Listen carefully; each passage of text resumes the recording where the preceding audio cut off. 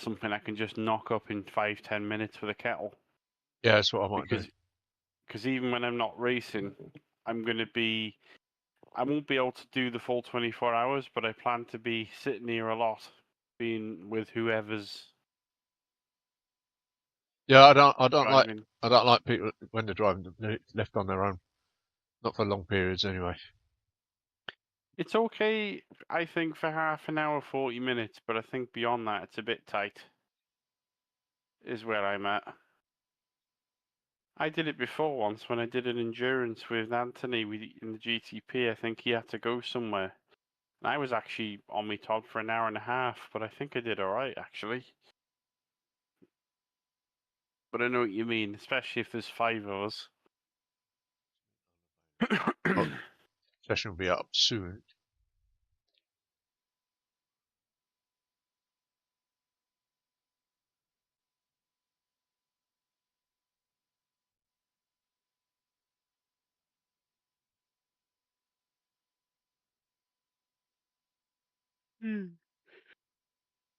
Oh, excuse me, sir.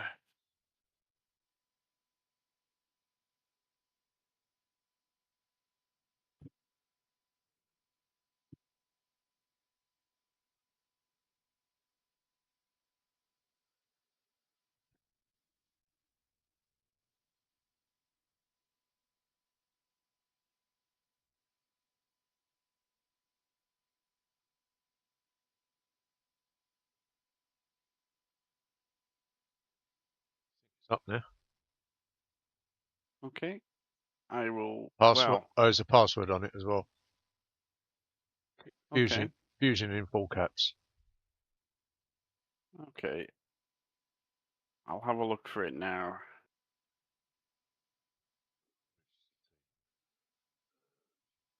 You have to register a team, but you can race as an individual. I'll just register as myself for now, I think, just to make it easy. Let's have a look for this session then. Maybe I'll just wait for you to join it. Because I can't see it, but I know it doesn't. That doesn't mean a lot. It just means I can't see it.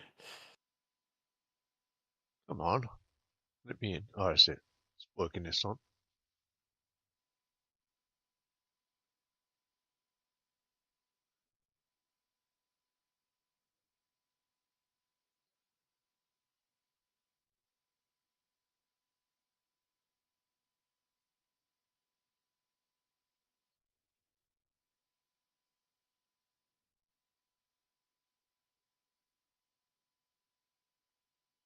I must admit, I've been watching videos on fuel saving, and there's 4 things you can do. 3 of them I think I'm quite happy to do full time, but one of them I think it should only be done if you're struggling to make the end of the race or something, because I think it costs you a little bit too much time, which is using 80% throttle when you get into top gear on the end of a straight. I think it costs you too much time. The other stuff, though, like, surprisingly, I thought it would be the short shifting that would cost you the most time. But it's actually Short shifting doesn't really do a lot. It's actually the, what's the word? The 80% throttle on the end of a long straight costs you more, costs you 2 or 3 tenths a straight. It's not worth it.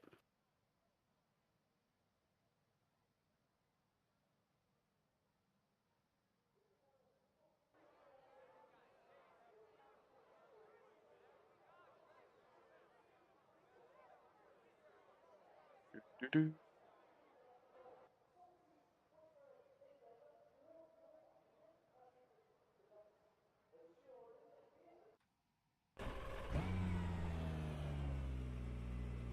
Oh. Got to do. I think it's worked. Oh. Don't see my name popping up, which is a little bit of a concern.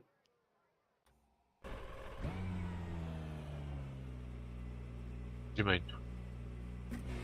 I've registered. Oh, now it's popped up. That's fine. You're all clear. Stay behind the line. Yeah, you're on there now. That makes me feel a bit better. I was a bit worried for a minute when I didn't see my name or car.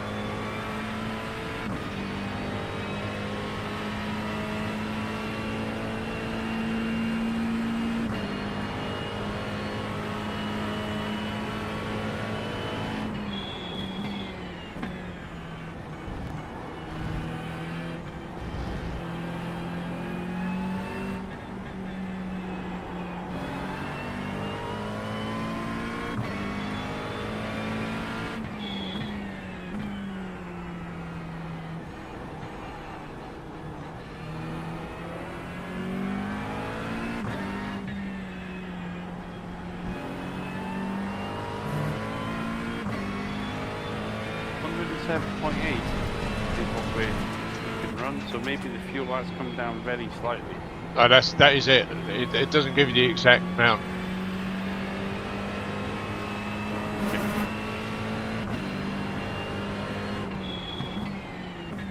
Here goes nothing.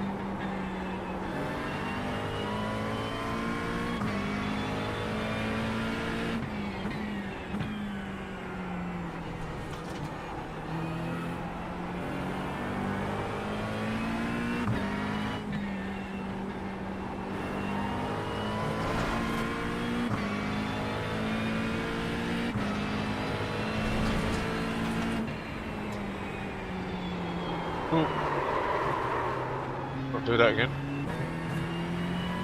Okay, David, you need to watch the track limits.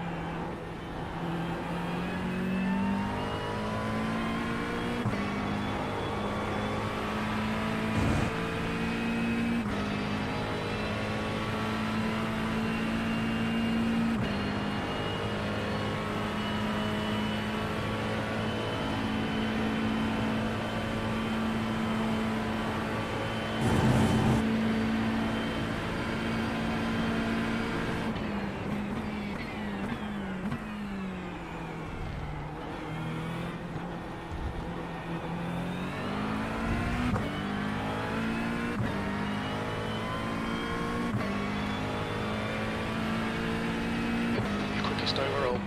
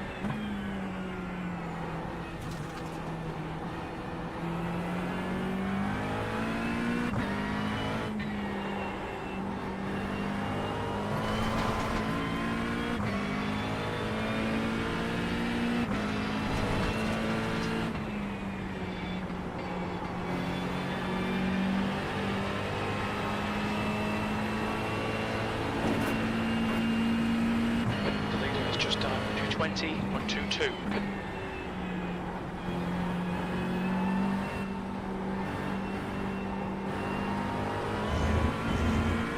Set to 2 times quick.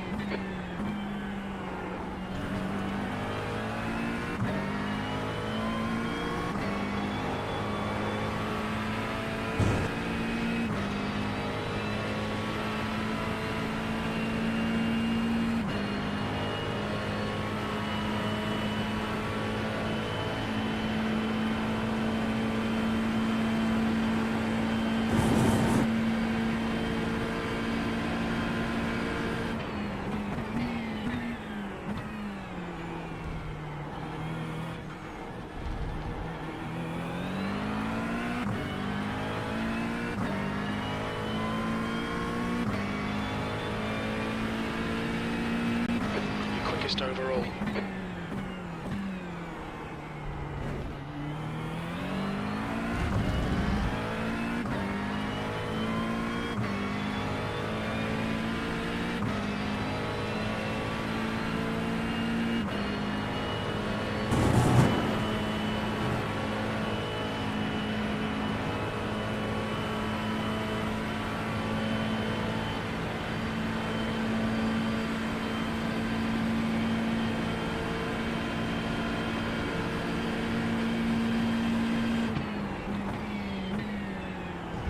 Sector 1 times okay.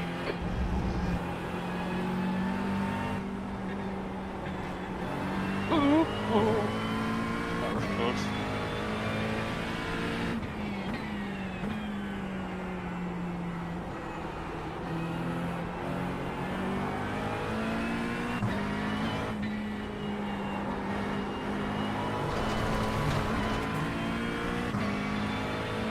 Track limits, this lap will be deleted.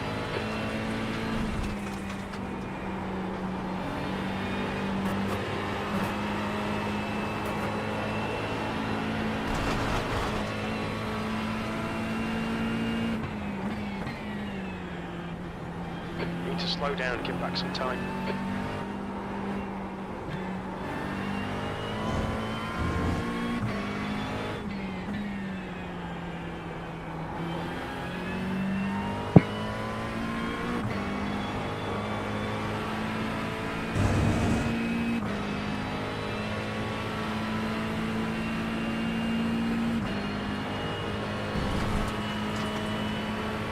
Get out of the way, Craig.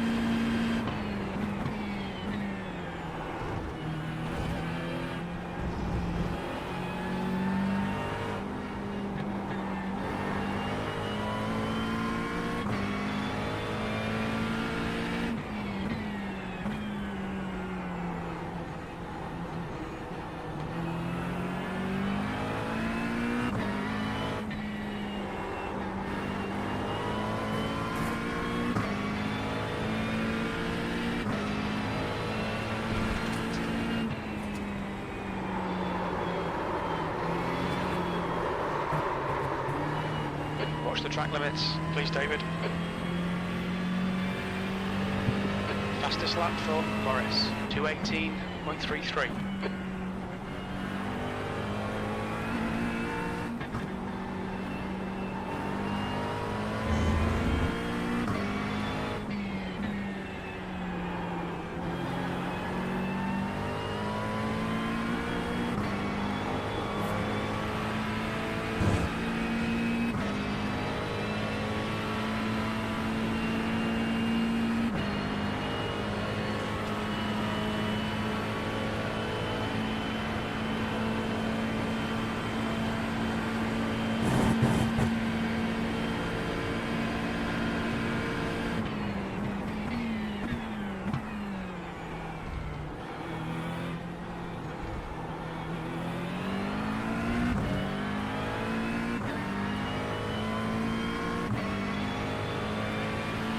B2.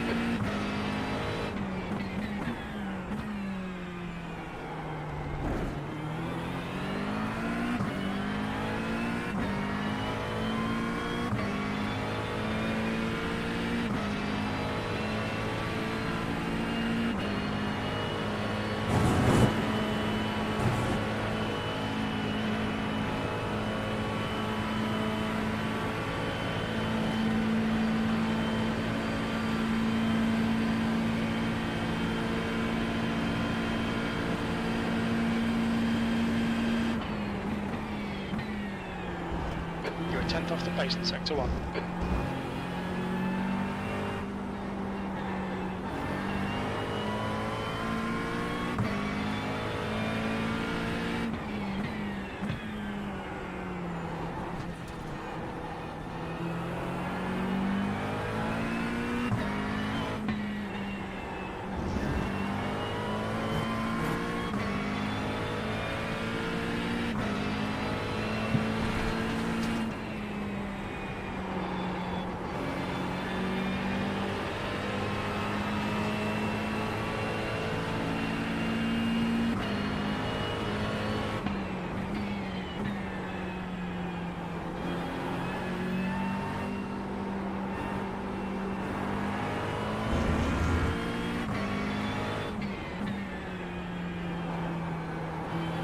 The leader has just done 2:18.16.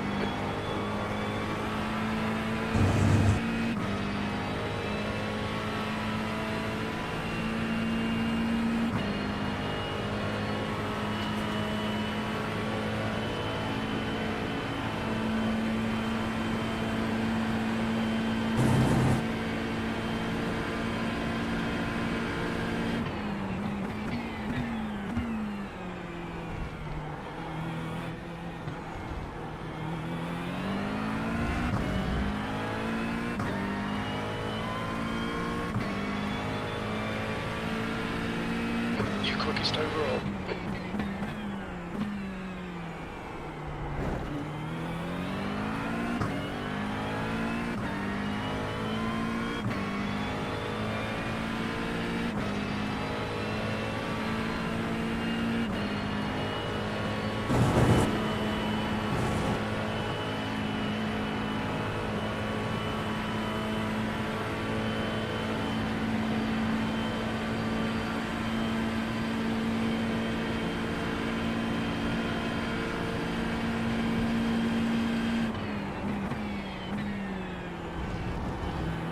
You're a tenth off in sector 1.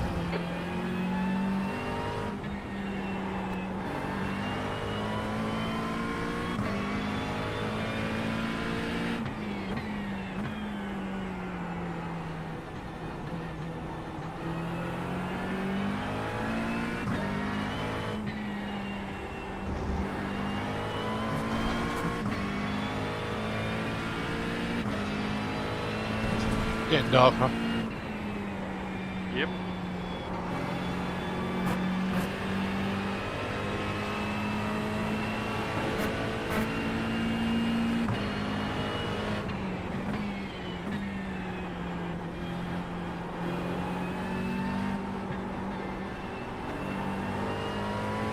You're a tenth off the pace in sector 2. That's a new fastest lap for Craig, 2:17.60.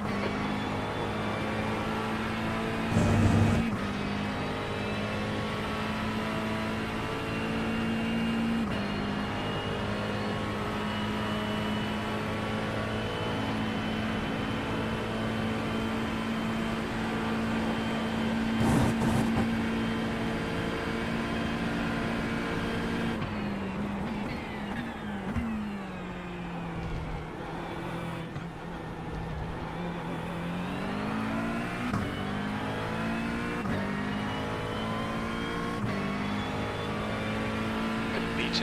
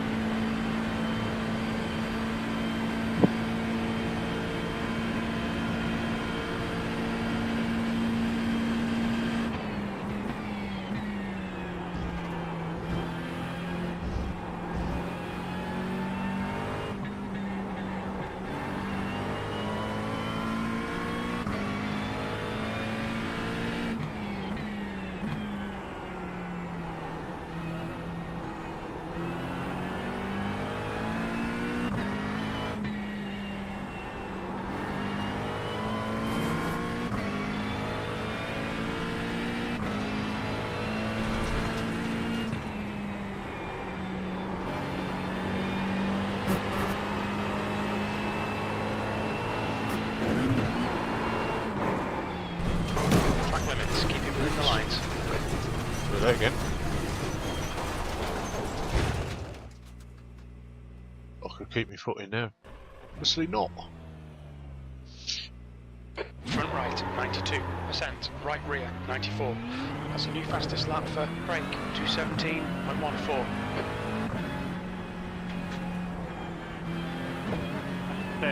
I mean, I know I'm not as quick as you, but I'm actually fairly happy with my pace because I'm short shifting and lifting and coasting on every corner. I'm still doing like in the 18s.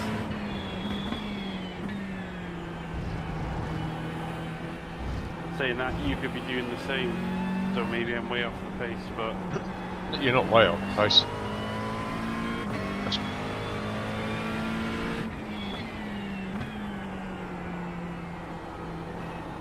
only short shifting slightly, so like instead of shifting in the blue, shifting when the red gets to the end of the red. That makes sense. The red before the blue.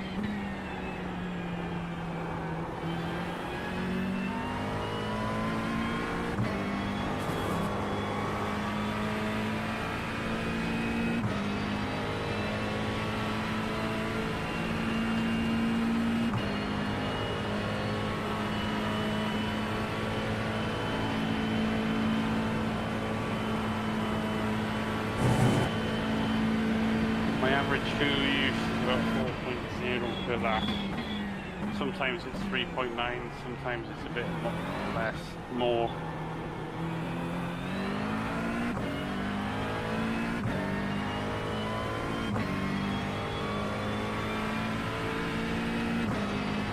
New fastest lap for brake, 216.90.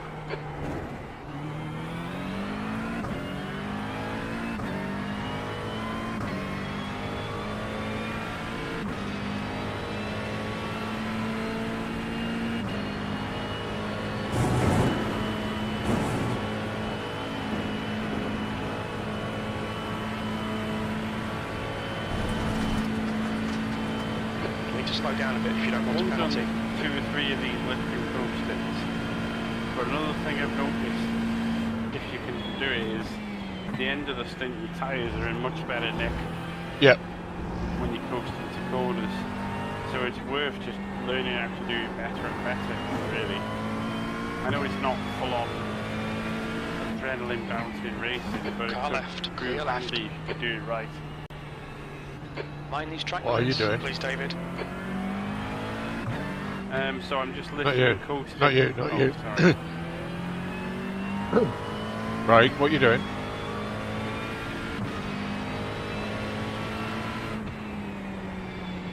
He's dropping his pants to show us how fast he is. That's No, you're running in the back of me. Oh, really?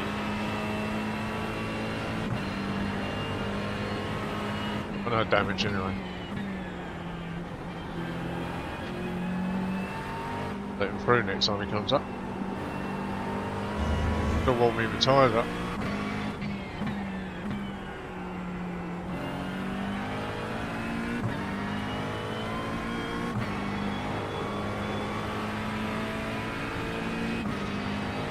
Ryan, if you can hear me, come and get this dog.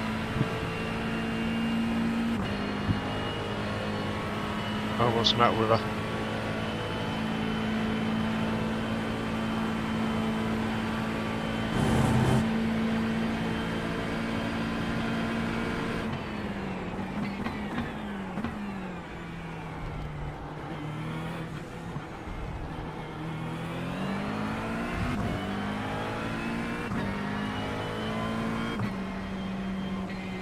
Car right, clear right.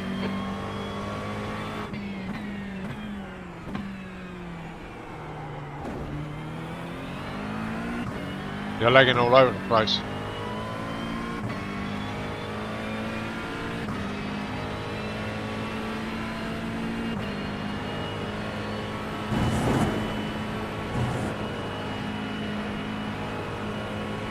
Got no push at all.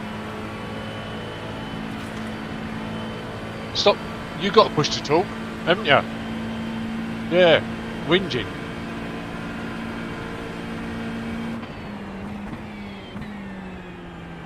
Sector 1 is 1.4 off the pace.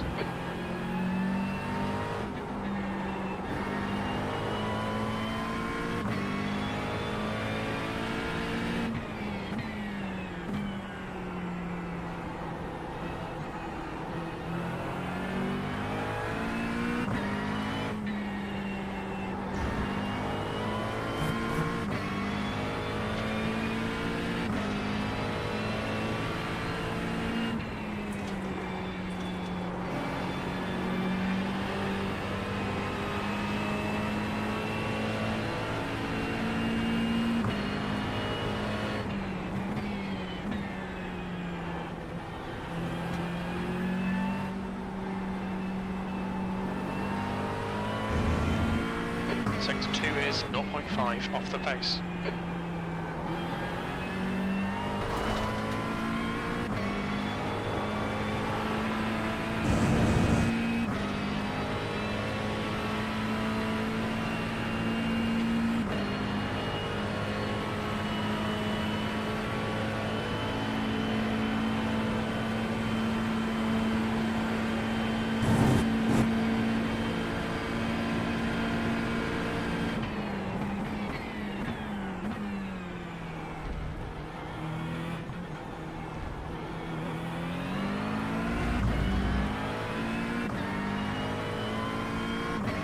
Fastest lap for brake, 2:16.7.3.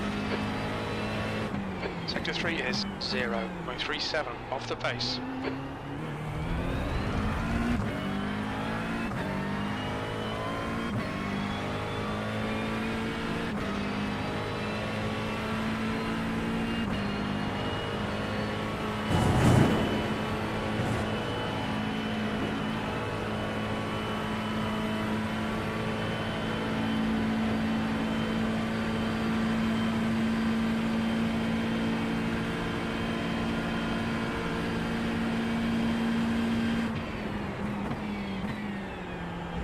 Sector 1 is 1.4 off the pace.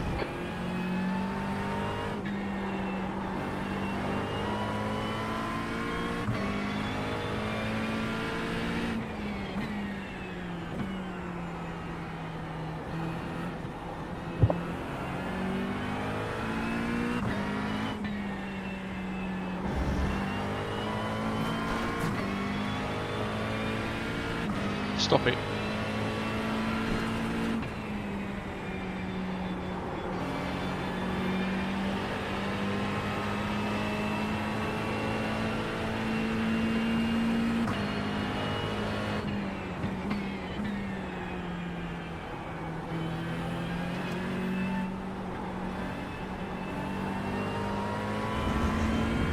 Sector 2 is 0.7 off the pace.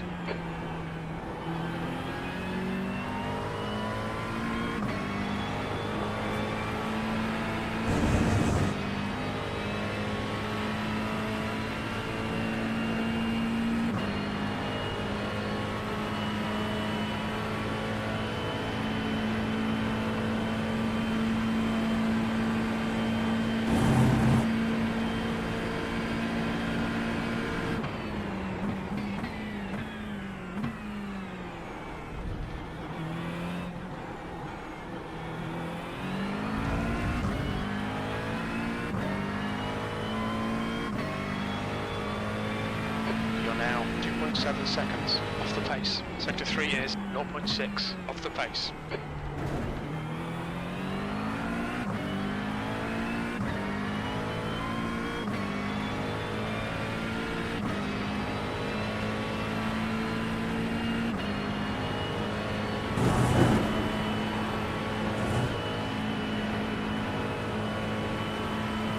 No, you can behave yourself.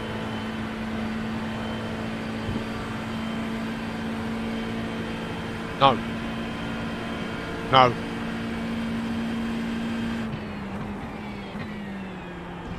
Sector 1 is 0.5 off the pace.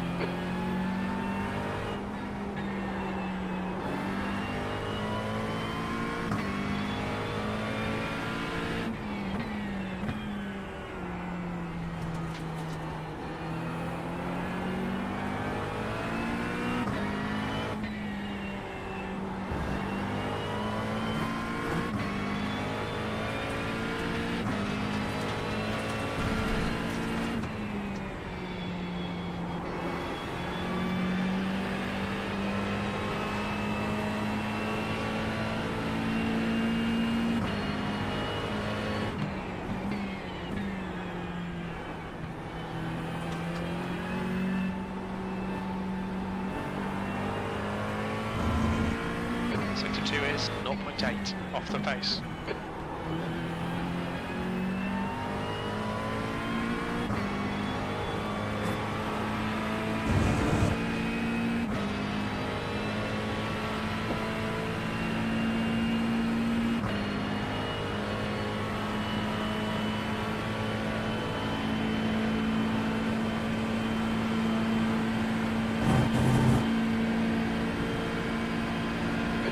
Behind has just done a 218.10.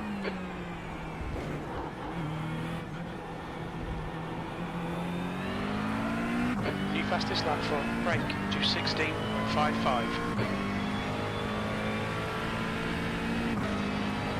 P2, that puts you 2.1 seconds off the pace. That lap time was 218.68.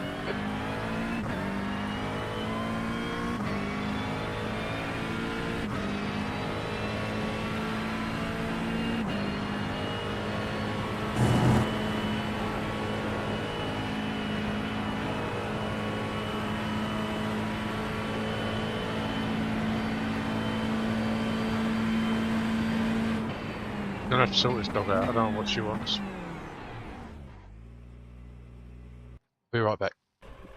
Okay, mate.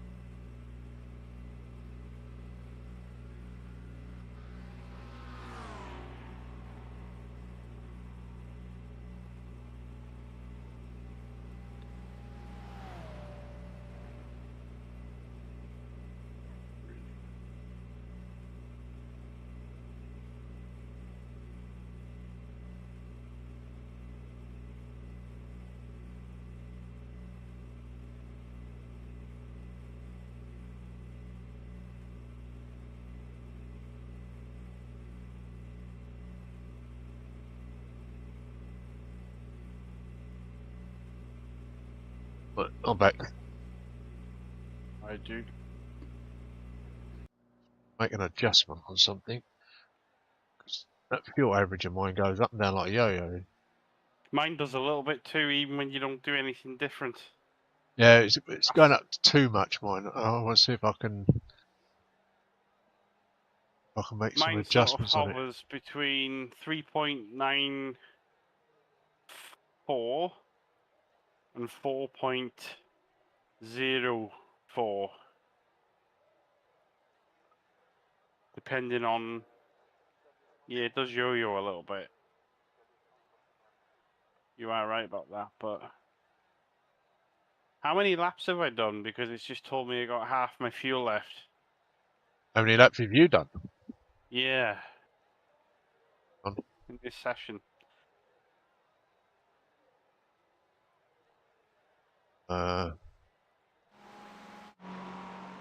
12. That's not good enough then. Or is fuel saving harder at night than it is in the day? I don't know. just trying to find where I can up the amount of average fuel per lap.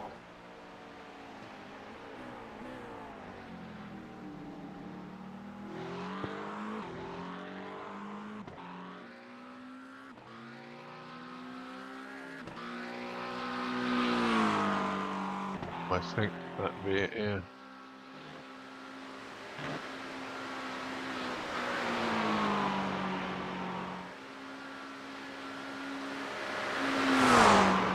And it goes up to 10.5.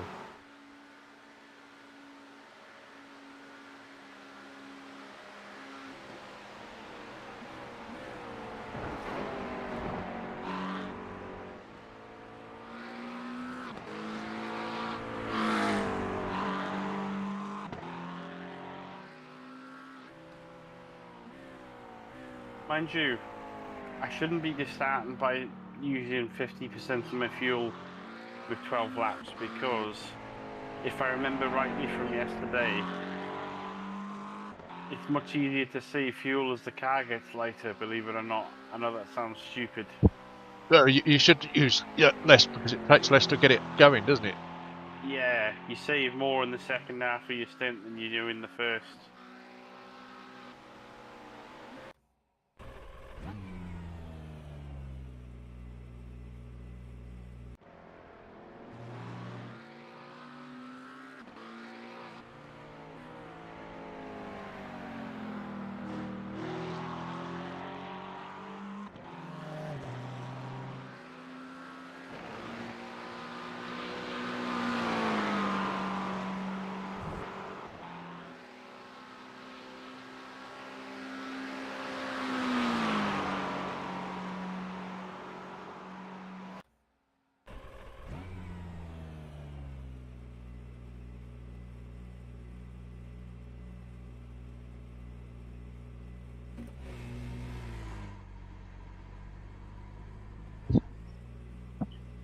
Okay, I'll bring the keyboard about that.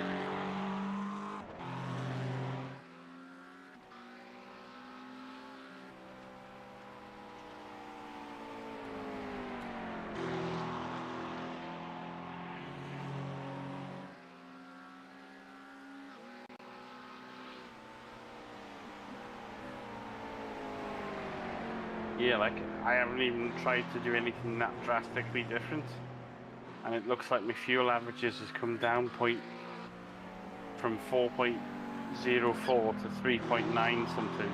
Don't need to save that much. Should be able to do it at 4.15. All I'm trying to do is see just how far I can go, if that makes sense. Yeah, but there's a fine margin between saving and having to go really slow to do what you're doing, or picking up good speed but still saving enough to do that extra lap. Yeah, I don't think my pace is terrible. What am I? My average pace is 2:18.6.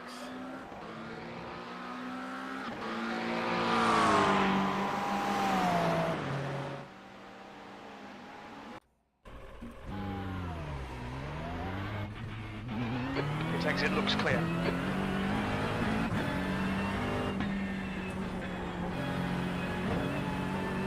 Oh, I've got bus coming up behind me. They should be interested. Because from what you were saying before, he likes to play. Yeah.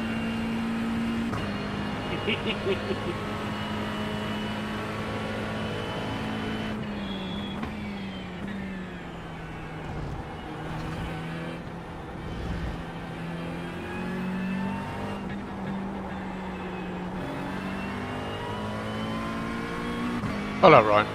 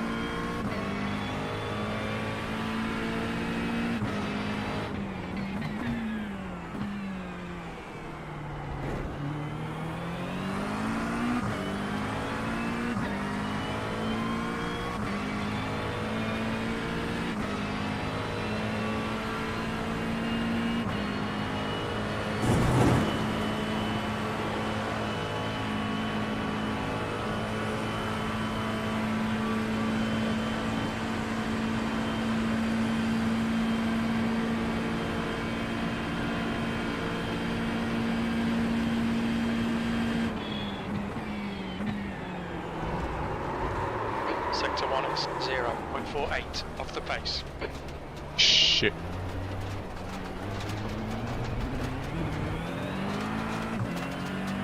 You're outside of track limits there. You're fucking quick, John. I mean, I have burned through 2/3 of my fuel, to be fair.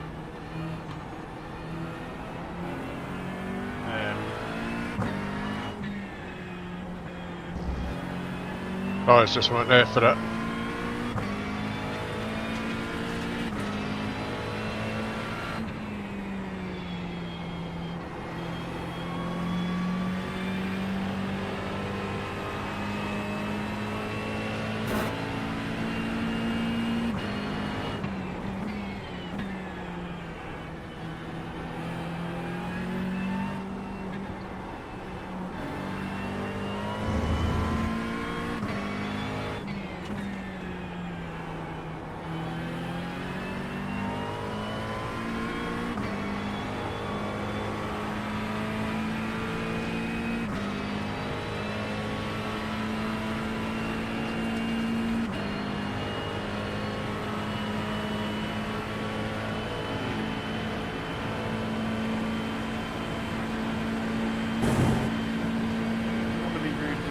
But I might get on the blower and ask him to speed up a bit so that I don't have any slipstream to help me.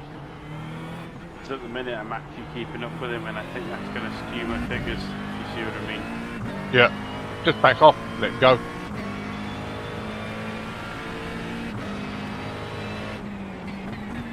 Wait for him to get 5 seconds up the road.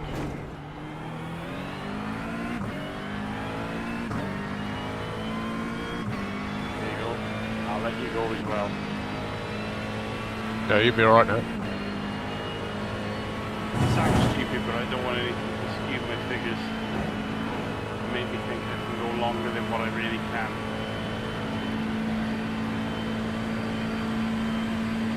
I hope you don't think I was blocked. slotting then? No, he doesn't.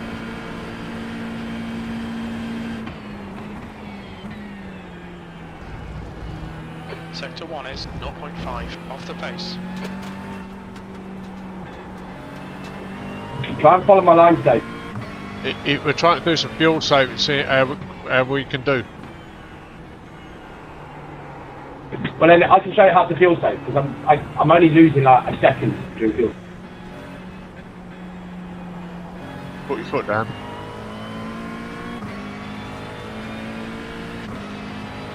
So what I'll do, because I came through a crawl before, would it be sensible to knock half a lap off whatever I do? No, I won't go that far. Third of a lap? Yeah, if that. Okay, call it a third of a lap.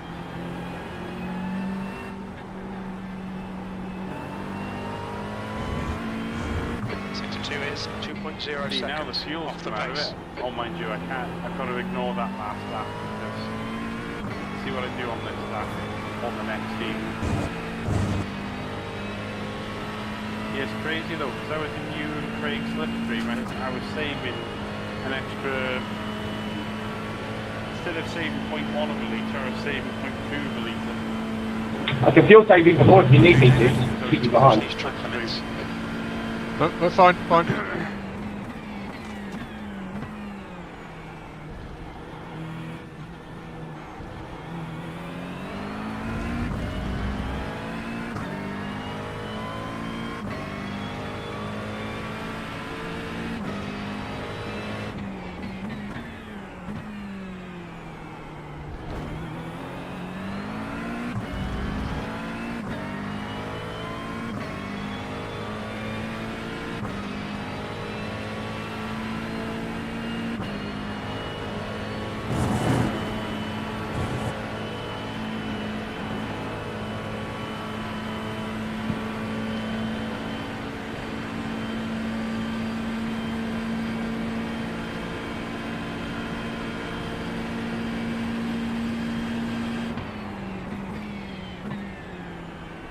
Sector 1 is 0.32 off the pace.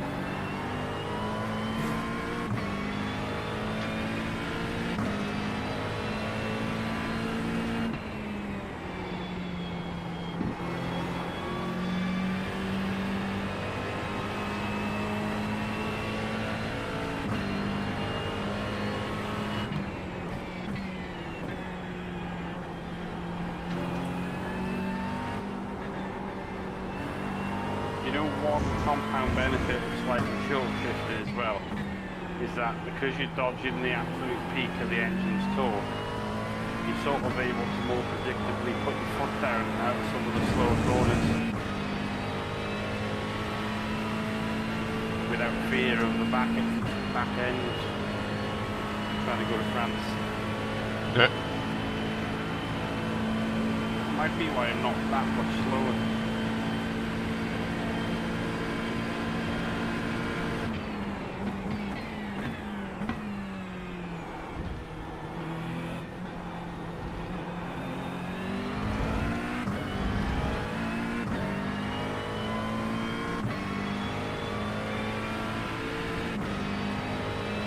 Currently 2.1 seconds off the leader's pace. That's actually ridiculous. I'm doing 3.7 fuel and still 18.2. I cannot get anywhere near that. Down to 3.93 now. I don't know what it is about this Honda, man. It's just ridiculous. How much fuel you carry on a full load tank? Well, up until yesterday, we were boxed quite a lot, sort of 107.8 or whatever, but we've now got 109.8, which puts us in an even better position. And that's the final bop as well. quiet because I'm not sure if you were talking to me or not.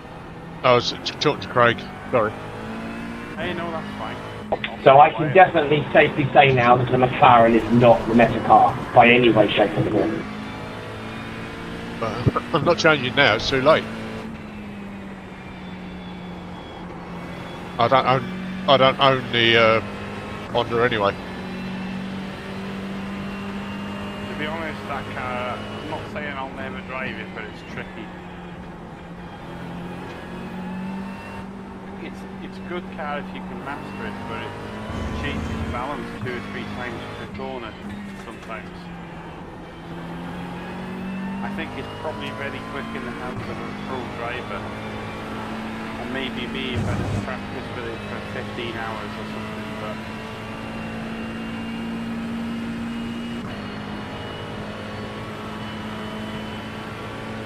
I'm not buying it. I don't want it.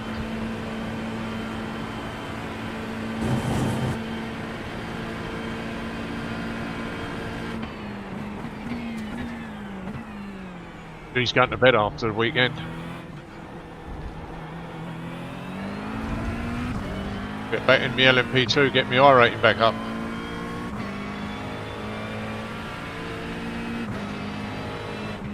Sector 3 is 0.7 off the pace.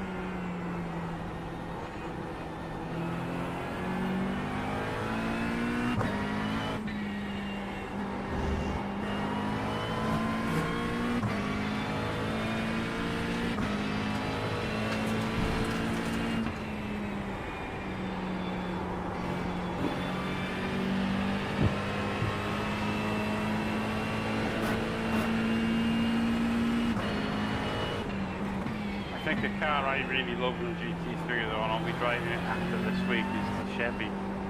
I've only drove it once because it feels really planted. And it has a really good front end on it as well.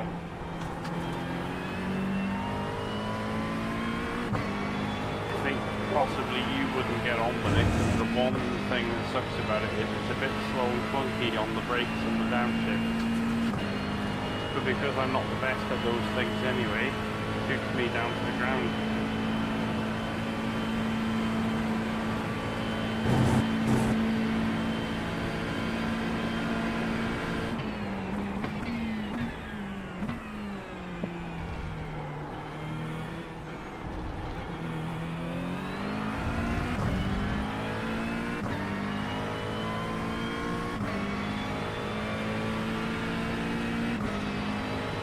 Sector 3 is 0.9 off the pace.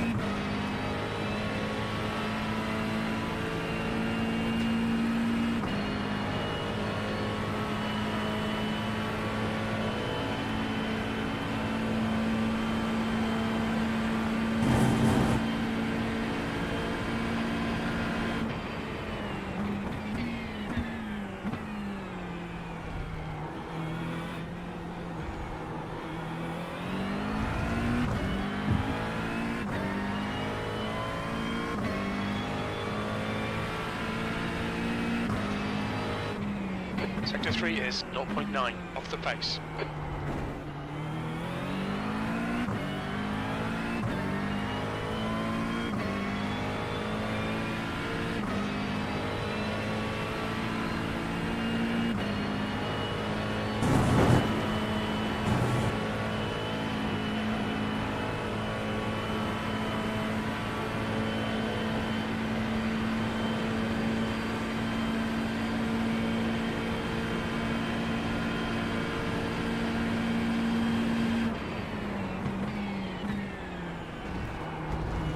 Sector 1 is 0.43 off the pace.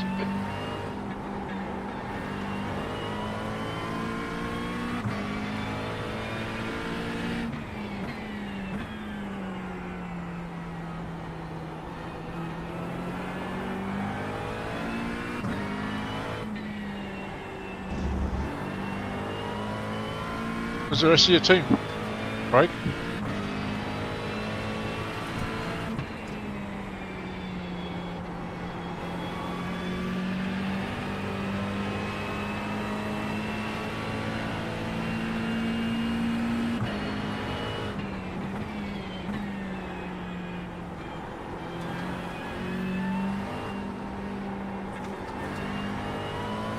Sector 2 is 0.7 off the pace.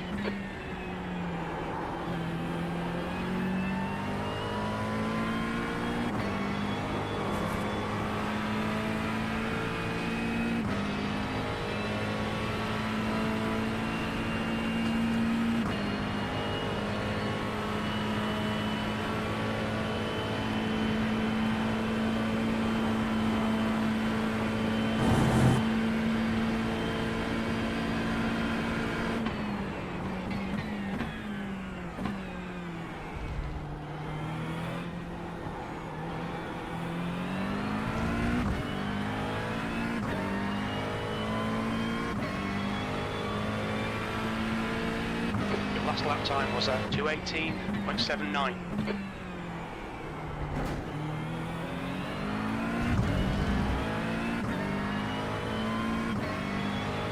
Right.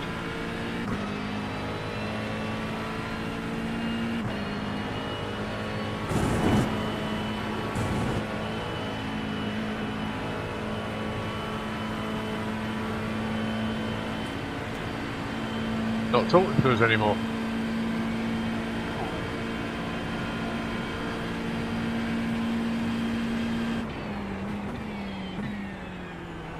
Sector 1 is 0.37 off the pace.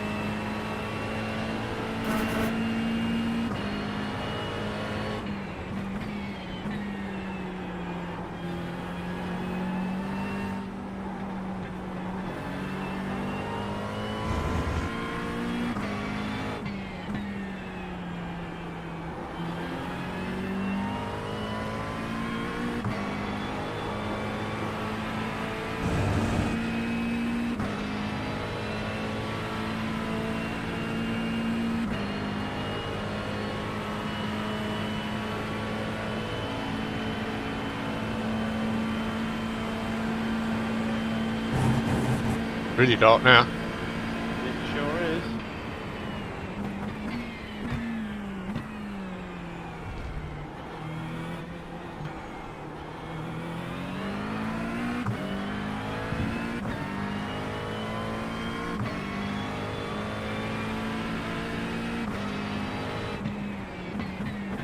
Sector 3 is 0.8 off the pace.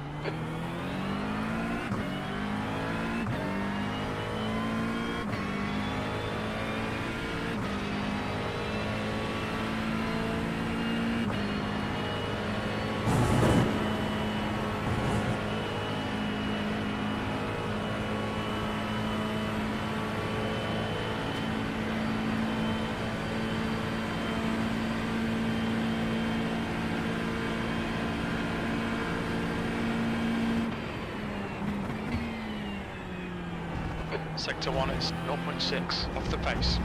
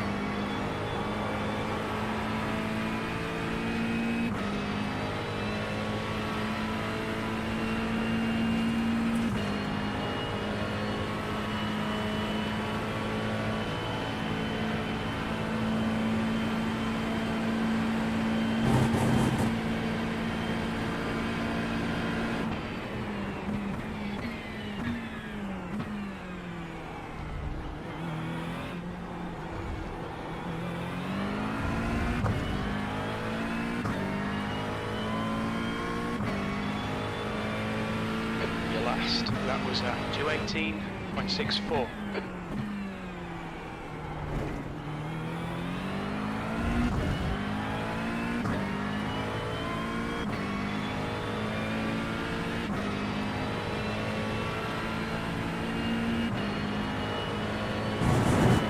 is my last lap before I have to hit more fuel and see how many laps I've done and all that jazz.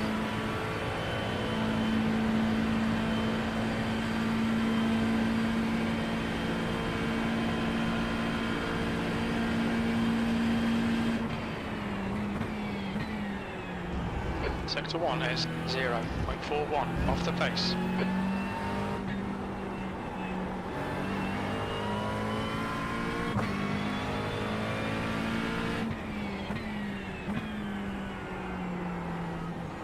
Oh. Might have seen Nathan and that on.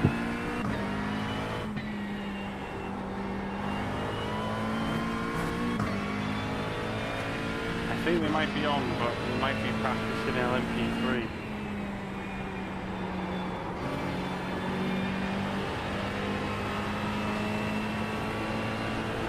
That's their sole focus, I think. That's that Moss fault this week as well, isn't it? Well, from tomorrow. Yeah.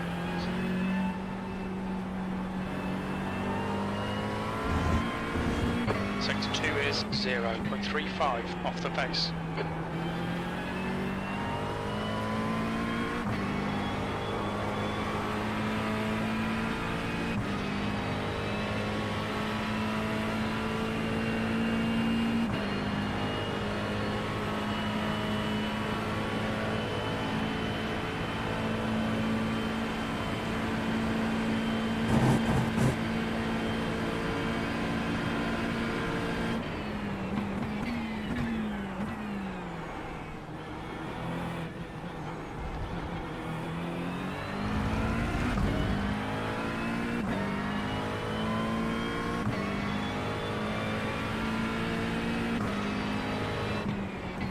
Sector 3 is 0.7 off the Okay, so pace. there's 0.8. I think there was 1.3 litres left when I entered the pits. So we'll knock half of that off and come to a stop. 1 point. So that means they've come back to the pits with 0.6 litres of fuel. Right. Which isn't too bad. That's more important to see how many Stop laps being I've done. validated. Watch the track limits. You need to slow down to give back the time gauge. Still only 26. Did 26 laps, yeah? Yeah, I thought I might have done more. You don't need to push it for more though. Yeah.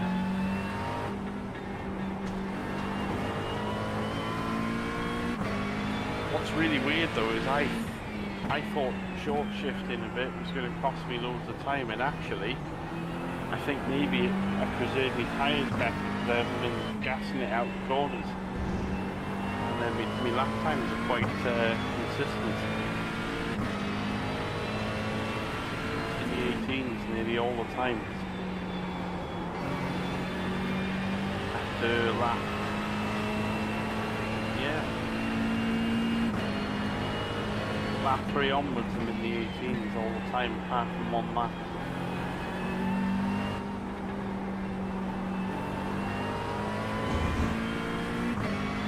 It's not bad actually.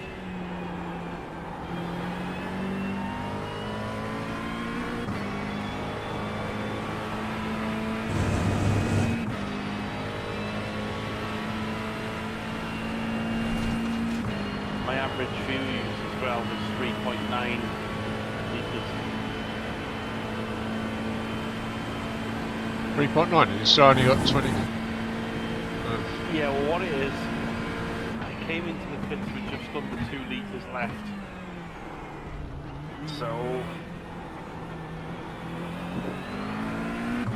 it kind of means if I did 2, I would manage to maybe eke out 1 lap over 2 stints. I know that sounds stupid. Or I'd have a shorter pit stop, one or the other.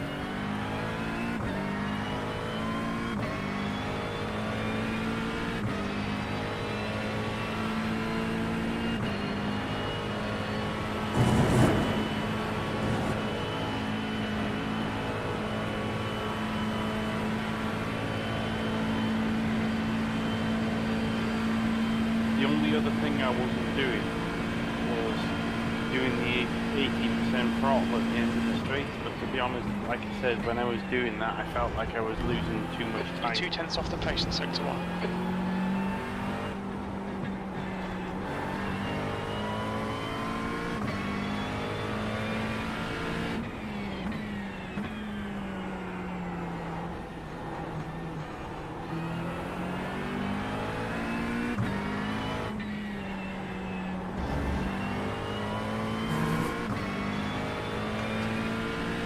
That's a new fastest lap for brake, 2:16.49.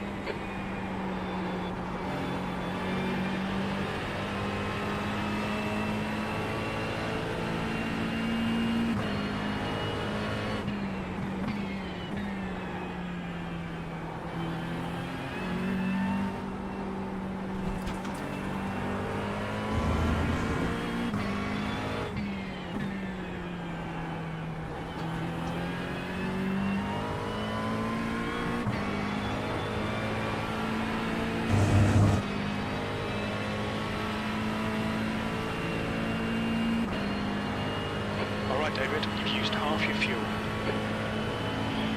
Be back in 5 minutes. Okay, mate.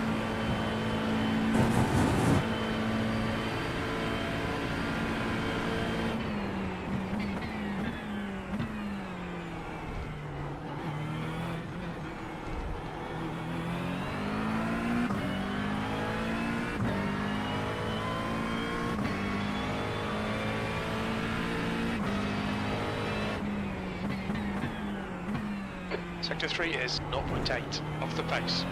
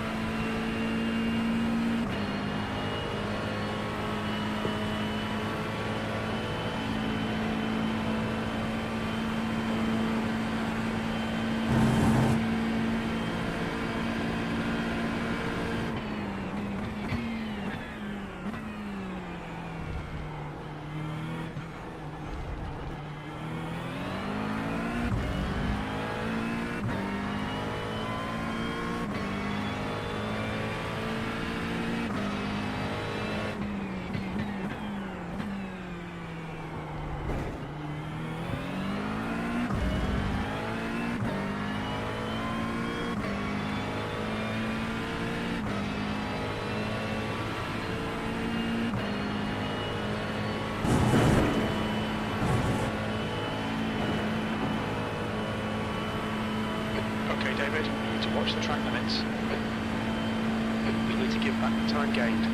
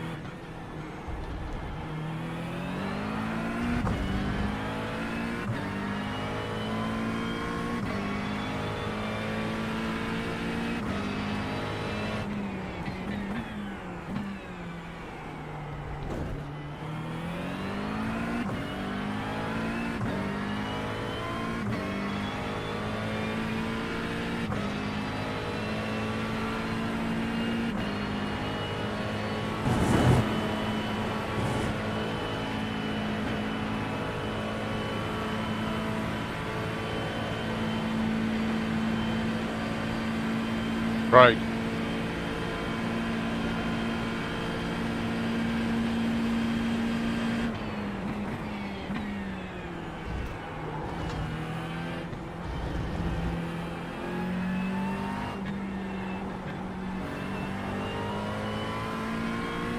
Fastest lap for break, 2:16.36. Hello to him. At half 10, 11 o'clock.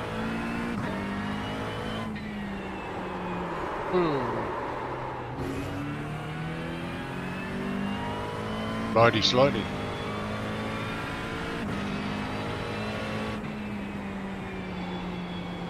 Do you know another perk I think I've discovered? Fuel saving. What's that? I think you sound backwards and bonkers. I think you heat tyres up slightly quicker when they're cold. And I'll explain why. Because you're backing off the throttle, Sector 2 is 3.2 seconds so you're off the pace. using more mechanical brake, if you like, in a way, because you're braking later and it's slow the car down. So I found in my case it takes about 2 or 3 laps for the tyres to go green, whereas before it was taking 3, 4, 5. Maybe. Backwards, really, I know, but it doesn't make sense, but well, that's what I've found. Yes, I'm gonna, for what it's worth, I'm gonna have a crack at another stint. Certainly won't harm. Certainly won't. Good for Saturday. You're a second down in Sector 3. Be interested to see if I'll do exactly the same style of driving. Be interested to see if colder temperatures have a bearing on fuel saving.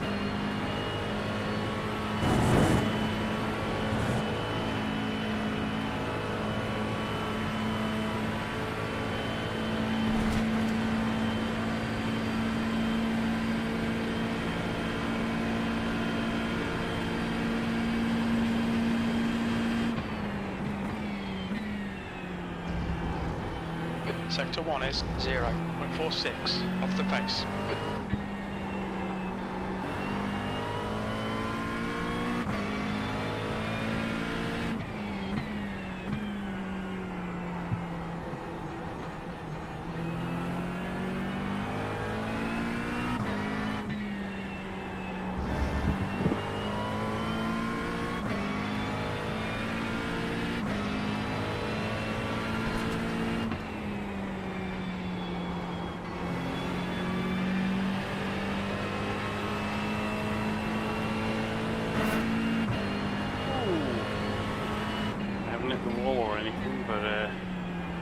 Yellow Just flag. use it. Ooh.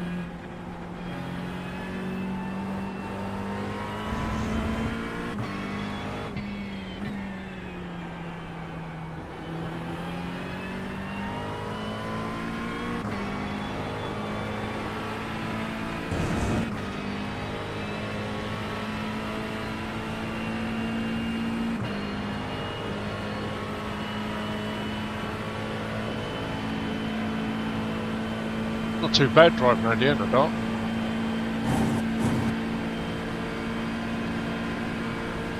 Yeah, as long as you don't crash into anybody and lose your front headlights. Well, there is that.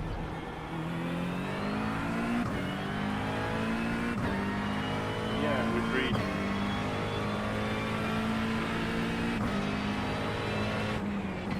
Sector 3 is 0.8 off the pace.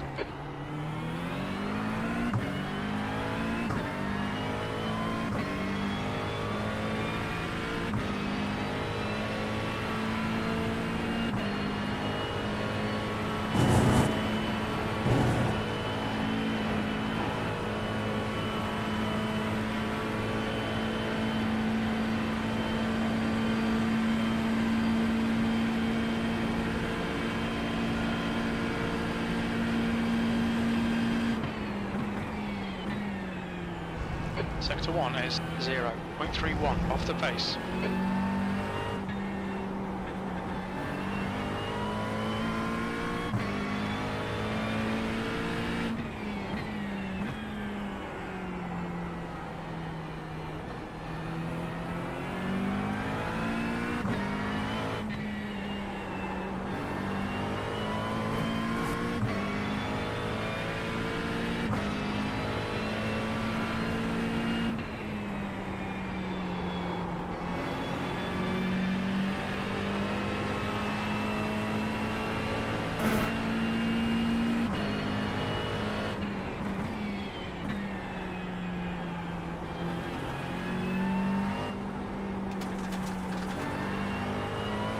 Sector 2 is 0.8 off the pace.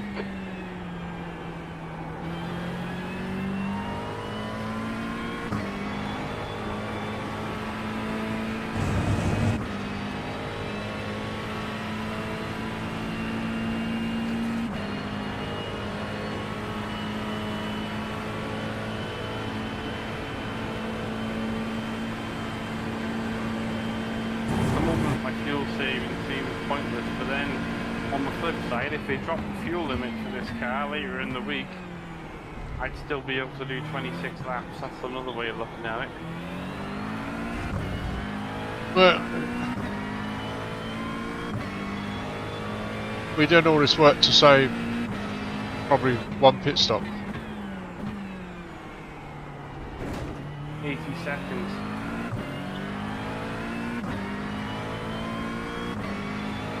What's that, about 83 seconds? 83 seconds. And he worked really well for us in Watkins, which was a much shorter race, so you'd think it would work well on a racetrack with a long pit lane. Yeah, but it's all well and good doing all that if you have the perfect race where you don't have no incidents. Oh yeah, I know what you're saying.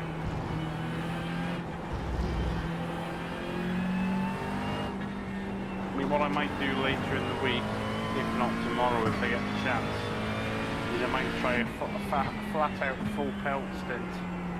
See how much I burn when I go flat out full pelt.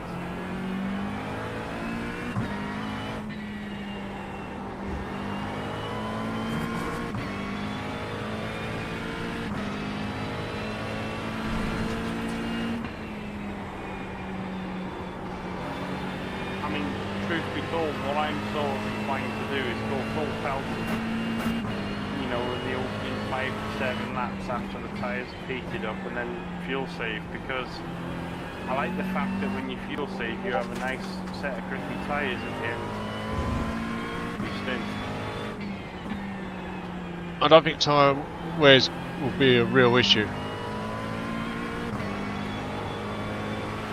We did the 3-hour race on Saturday evening. Yeah. And we were only getting down to about 80-odd%. Yeah, we were doing a bit of fuel saving, but even with that, I don't think we would have got below 70.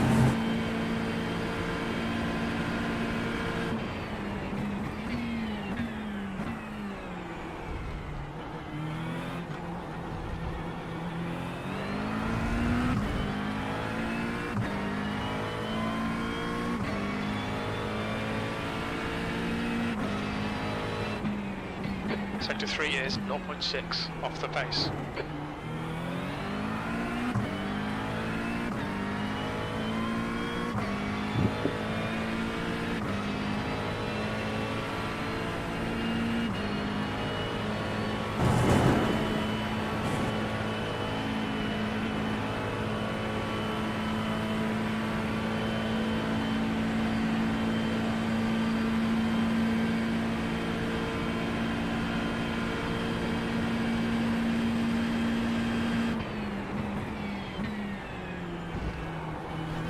You're a tenth off the pace in Sector 1.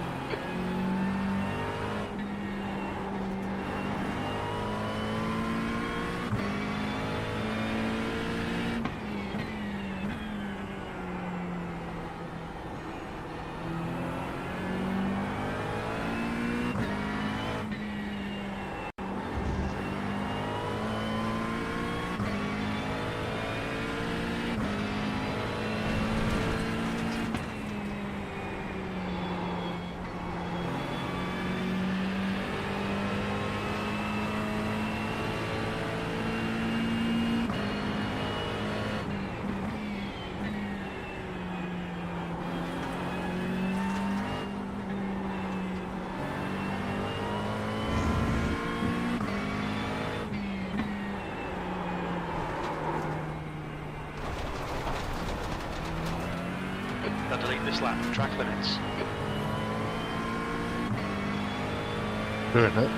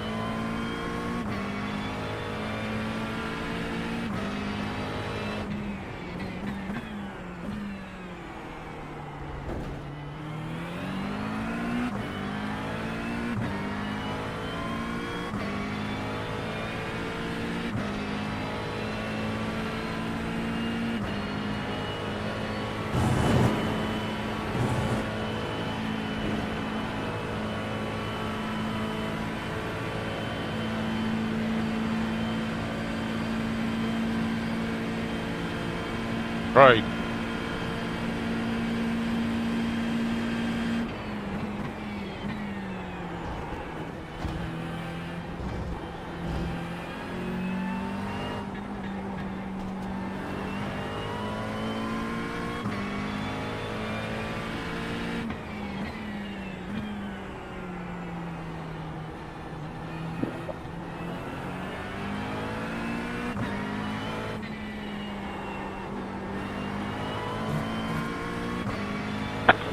Hello, sorry, I was replying, but it wasn't letting me through to all teams. Did you say my name?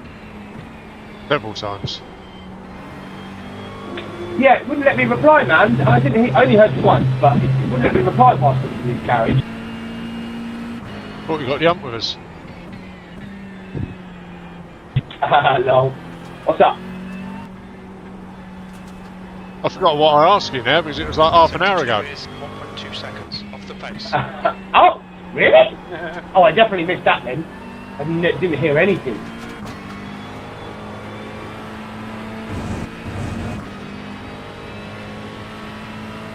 Are you streaming? Because I'll have a little look back. Yeah, I'm streaming. Don't forget to like and subscribe and become a member. Oh, man. Oh, mate, come on.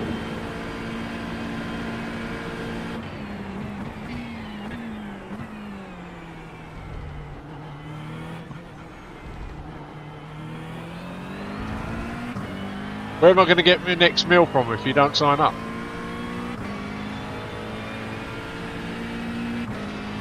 Okay, David, you've got about 4 laps of fuel left. Nothing to say on that now. Pace.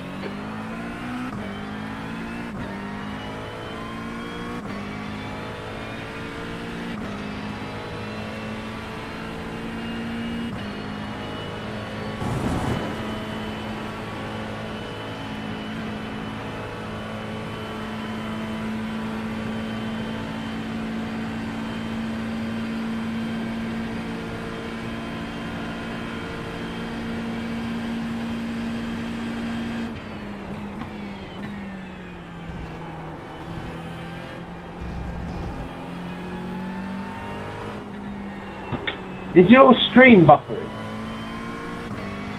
Buffering? Not that I know. Okay, get a little bit buffering on my end, but okay.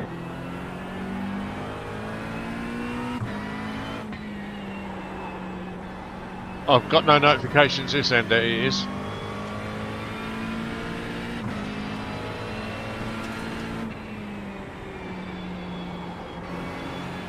Not since I've dropped Twitch, I've not had any issues.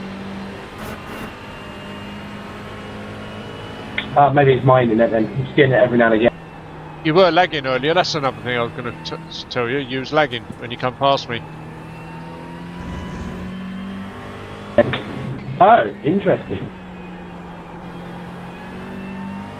A couple of times you flashed in and out.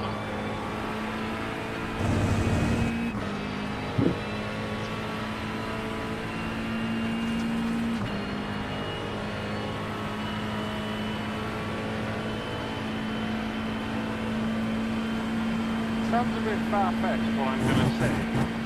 I wouldn't wreck our whole race for it, of course. But if I managed to go get in the pits with 1.3 litres of fuel left, when most of the time I've been without a tow, I think, depending on circumstances, 27 might Got be about 3 possible laps of fuel left. if you're behind somebody else Sector 3 for is 2 or 3 laps. 0.32 off the pace. But I wouldn't bank the whole race on it, but They- it's a possibility. But saving 4 litres is quite a lot. It doesn't sound a lot, but it is a lot. Well, it's more like 3 or 2 because I had 1.3 when I came in the pits. Yeah, but you were saving quite hard on as it was. No, but what I'm saying is... Yeah, I don't know why this is happening. I think it might be actually my When I end. was behind you and Craig, I was saving an extra 0.1 of a litre a lap. You're a 10th off the pace in sector 1. Yeah, you will save. You will save when you sit behind someone. Yeah. 10, 12 laps or something. 27 may be possible. But I wouldn't... I'd wait and see what I had left on the gauge and take it from there. I wouldn't take any stupid risks.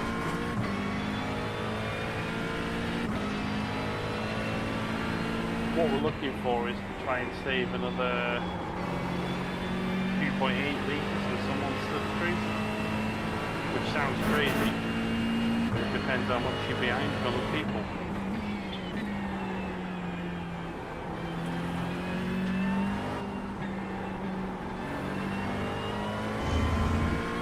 Sector 2 is 0.6 off the pace.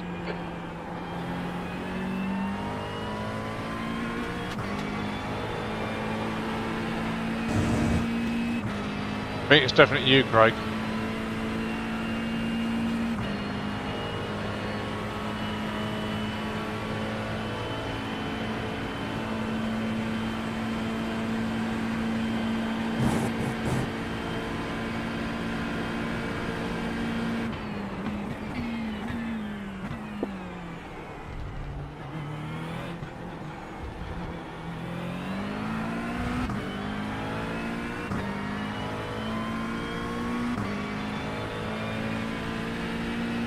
Only 2 more laps of fuel.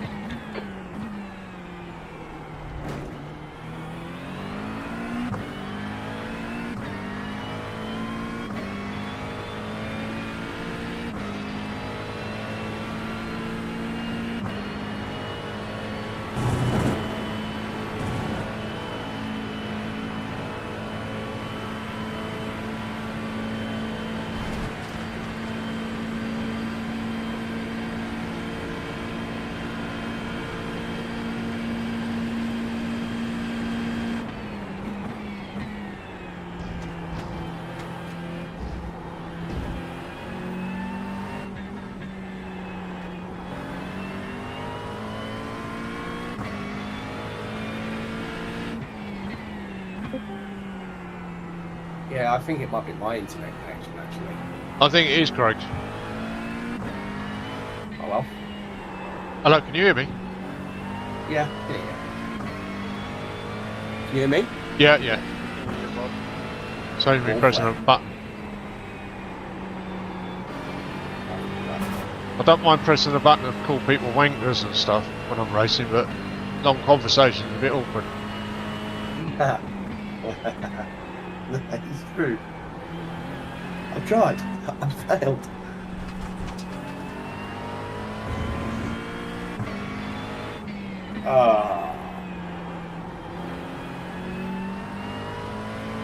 Yeah.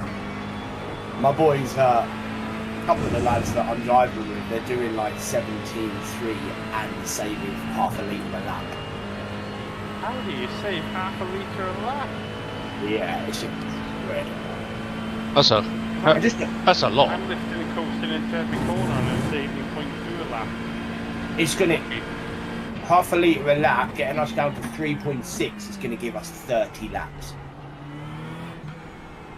30 laps. That's massive. Massive. It's huge. I don't know why. Lap of fuel, you're currently 1.8. I have to keep my mouth shut here because you're on Time stream. was But 2:18. I don't know why people aren't using the Honda because I don't even want to say why, but there's just something in the Honda that I've worked and it's just insane. We're reaching with our Honda setup in a straight line on empty fuel 261 at the end of Kevin Straight. Wow. 267 with tow. I did all the 3 hours on the weekend and we just drove past everybody. I can get up 260 in this one. Yeah, in tow. No, without a tow. 259. But there again, I'm fuel saving, so that's not. It possibly could be another 2 or 3 clicks higher if somebody was going full pelt. Okay.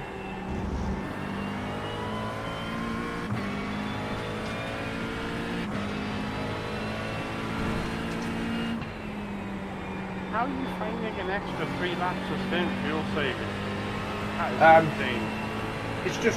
It's just letting off in the right places and like if you let off in the right place, certain corners you don't even have to brake. Like if you let off in the right place for Puyon, you barely have to just touch the brake 5%.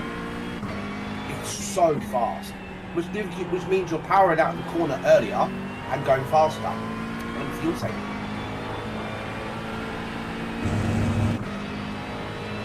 It's an art. I'm sure it is. Right. I need to lift off earlier so I don't have to use the brake. I just tell people, all you have to do is lift off earlier, keep everything else the same. Like your braking points, your turning points, and then brake less. If you can get the hang of that and learn what the car feels like, then you'll know what the car needs to be fast. And I must also say, the setup shops aren't doing any of these cars get justice. 2 litres I've remaining. spent the last 4 weeks prepping. But the setup shops have done it no justice. The cars can go so much faster. Right. We're tethering on going down to a 4-wing in the night time. Which I was low down for.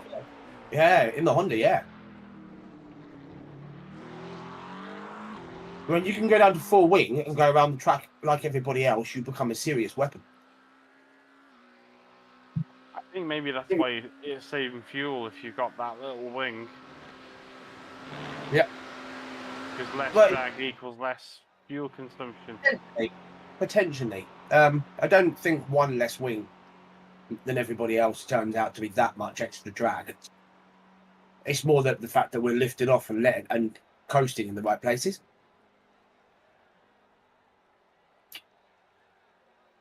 Like we're talking a good 300 meter let off before pith path.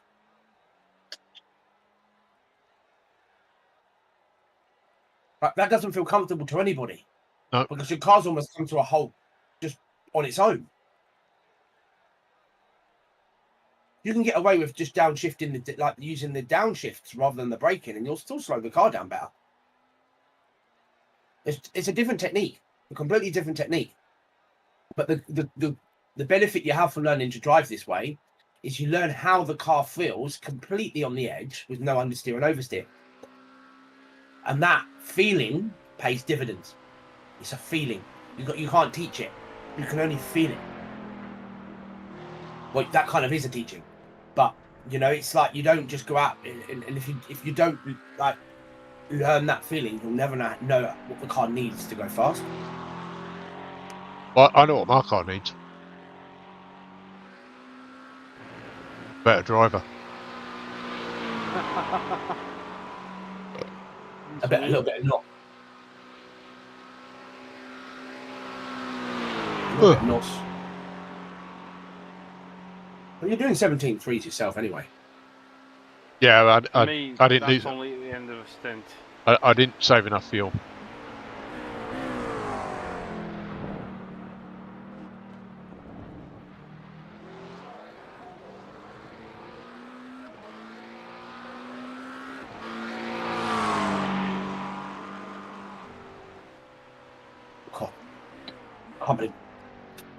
In tow, with that little bit of tow you was giving me, Sam, you have to get my optimum down to a 15.9.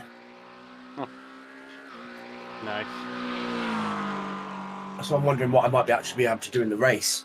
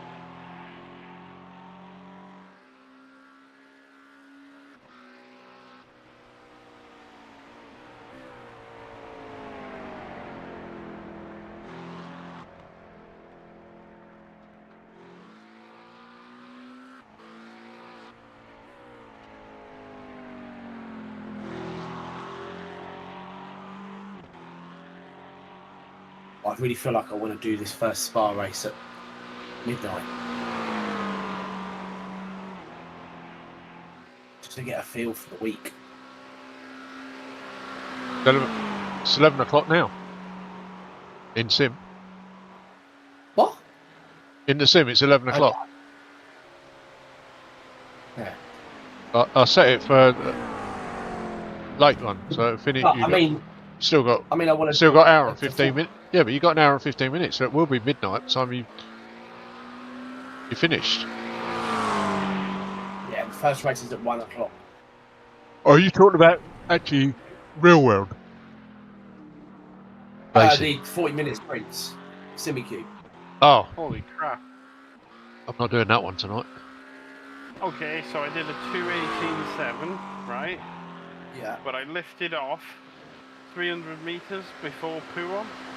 Yeah. And that's all I did differently. And I'm down to 3.78 liters a lap. Oh. I'm going to try and lift off ridiculously early. Here we go. 300 meters before the corner. Don't do that for every corner. It's subjective, but that's the It's just for the big corners. I see. Heavy brake. The only thing I would say about doing that, if you got cars behind you, they will go. They will go straight past. They won't.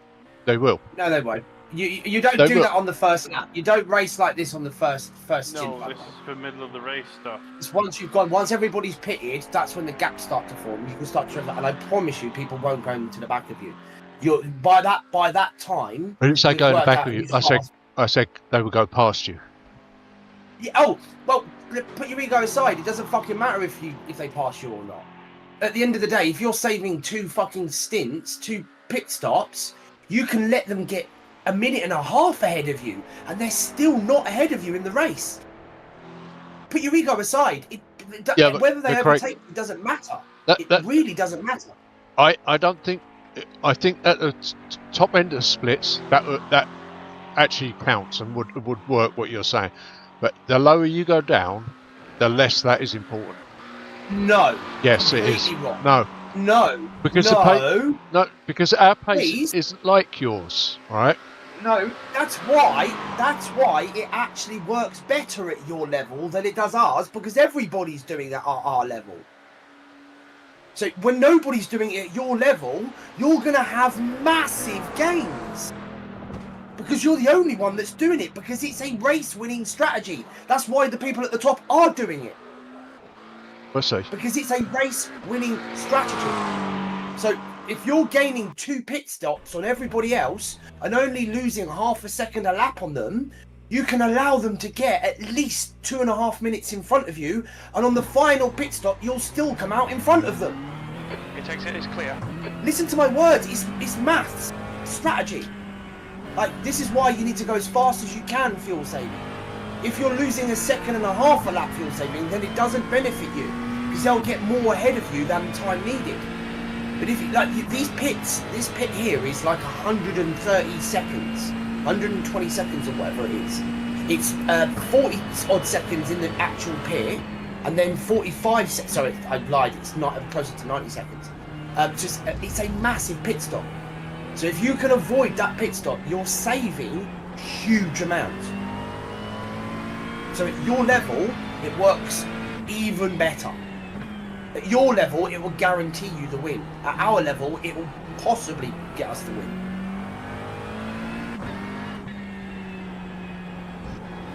The only difference is, at our level, I'm losing half a second a lap, maybe 7/10 a lap fuel saving.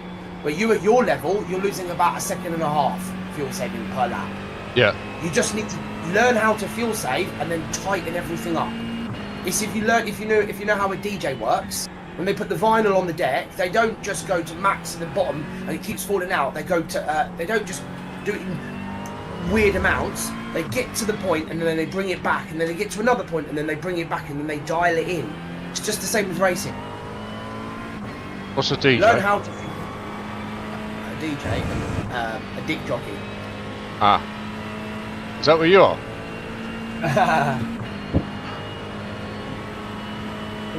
No, I know what you mean. It's no comment. But, The whole battle that people tend to have, and we've got a guy in our team that's got having the same battle. It's like, I don't like fuel saving because it's not as fast. I'm like, then why is it that these fuel saving guys are beating you to the checkered flag? I thought your goal was to go fast. But you're going driving the way you are, and people are still beating you. So you're not driving fast. Okay, so 57 litres of fuel, 318.5, 3.8 litres of fuel used. If you can get, Sam, to 0.4 of a litre less per lap, or even 0.3, you are laughing. Well, if I was doing 3.8, it would be 1.3, because I think is 4.1 flat shaft, or is 4.1 just what we need? 4.15. So Is that full push? No, that's what we need. If we can do 4.15, we'll do 26 laps. That's not the question. Is that 4.15 full push, or is that still conservative? Off the pace. I think that's full push. So if that's full push, you're gaining an extra 0.3 of a lap on that, and you're only losing half a second. The losing time is paramount. You can't just full save and lose loads of time. You'll fuck everything up. You still have to be as fast as possible. This is why it sometimes becomes a pain in the ass, because the whole I give up 1.5 seconds, but I've said it doesn't matter. You've completely eradicated the benefit because you've gone so slow. Yeah. So I'll admit, I may not do this strategy in the race because I'm capable of an 18 with a 3.8 litre lap, but I'm not doing it consistently. See what I mean? Sam. So it's now Monday night.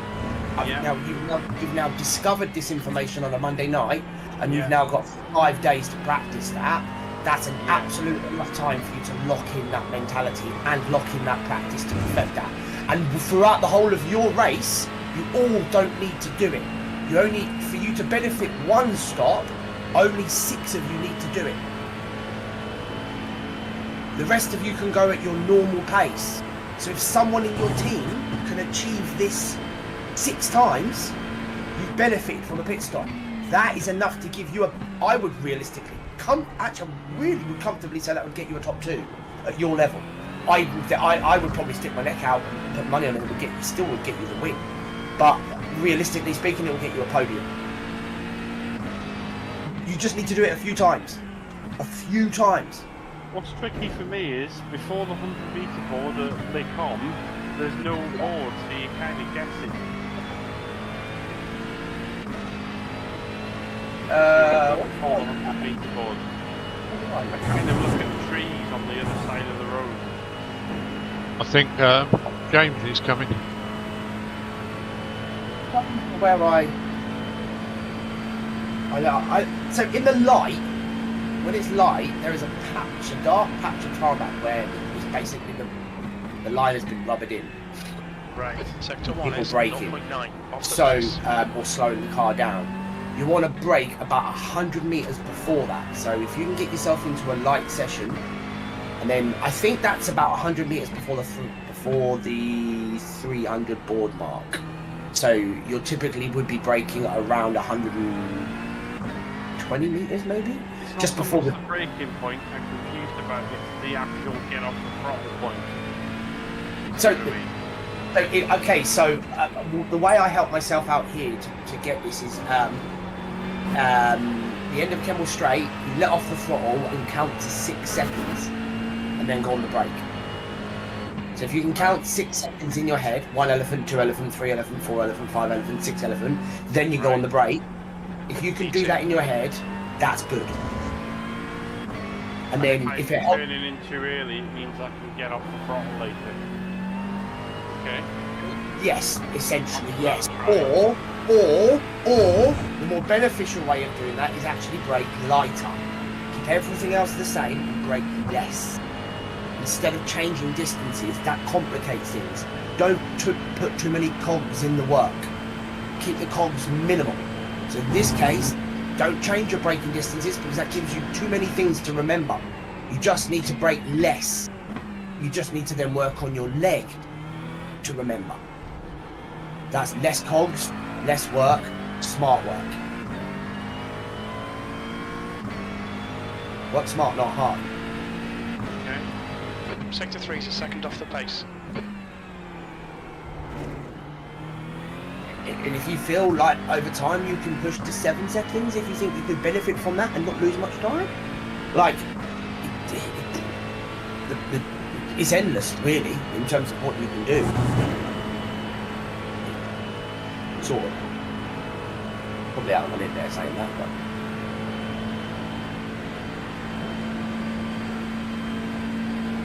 What this also does is it takes you out of a fight, and it kind of puts you into your own race mindset. And when you're fuel saving, 0.5 off the pace. you could have people diving on you that typically wouldn't be diving on you. It gives every corner time, first of all, to react, but also time to keep a feel for that minimum speed through the corner.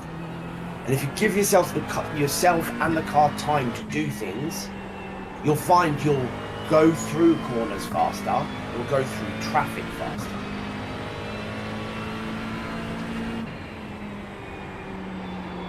Careful though, you might fall asleep. Yeah.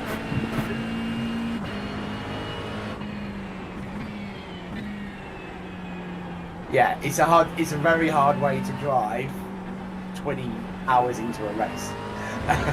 Sector 2 is a second off the pace.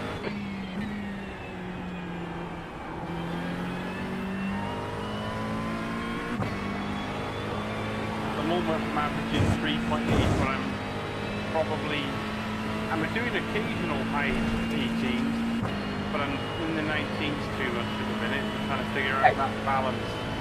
So let's stick with one number, the 3.87. And let's focus on that, and then finding everything from there. Because I think 3.87 is a good enough gain for you at your level.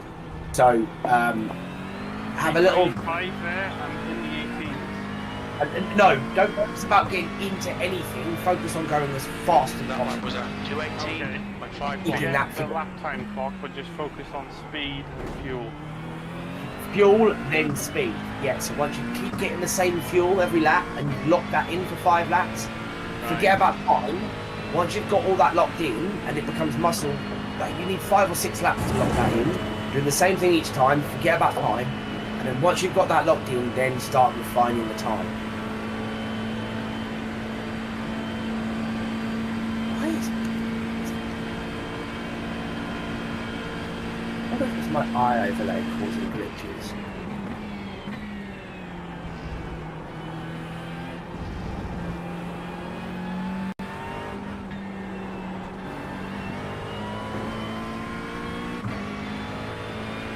Cough. YouTube has been fighting all day. Can you chill out, please? Yeah, okay. All fucking day you've been fighting.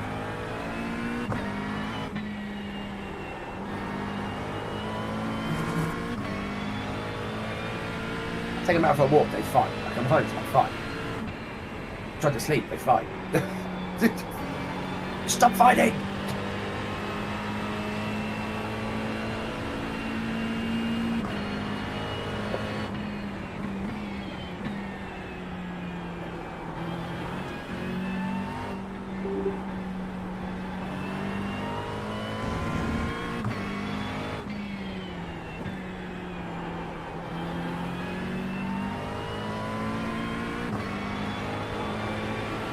Won't know the fuel number till I cross the line, but that time You'll know, doesn't look too bad. Feel it. You'll feel if it's faster, efficient. You'll feel it. But you don't. The time is kind of a nice bit of validation, but again, try not to focus too much on the delta. Just focus on feeling what it is you need to feel to get the car faster around the track, but efficient.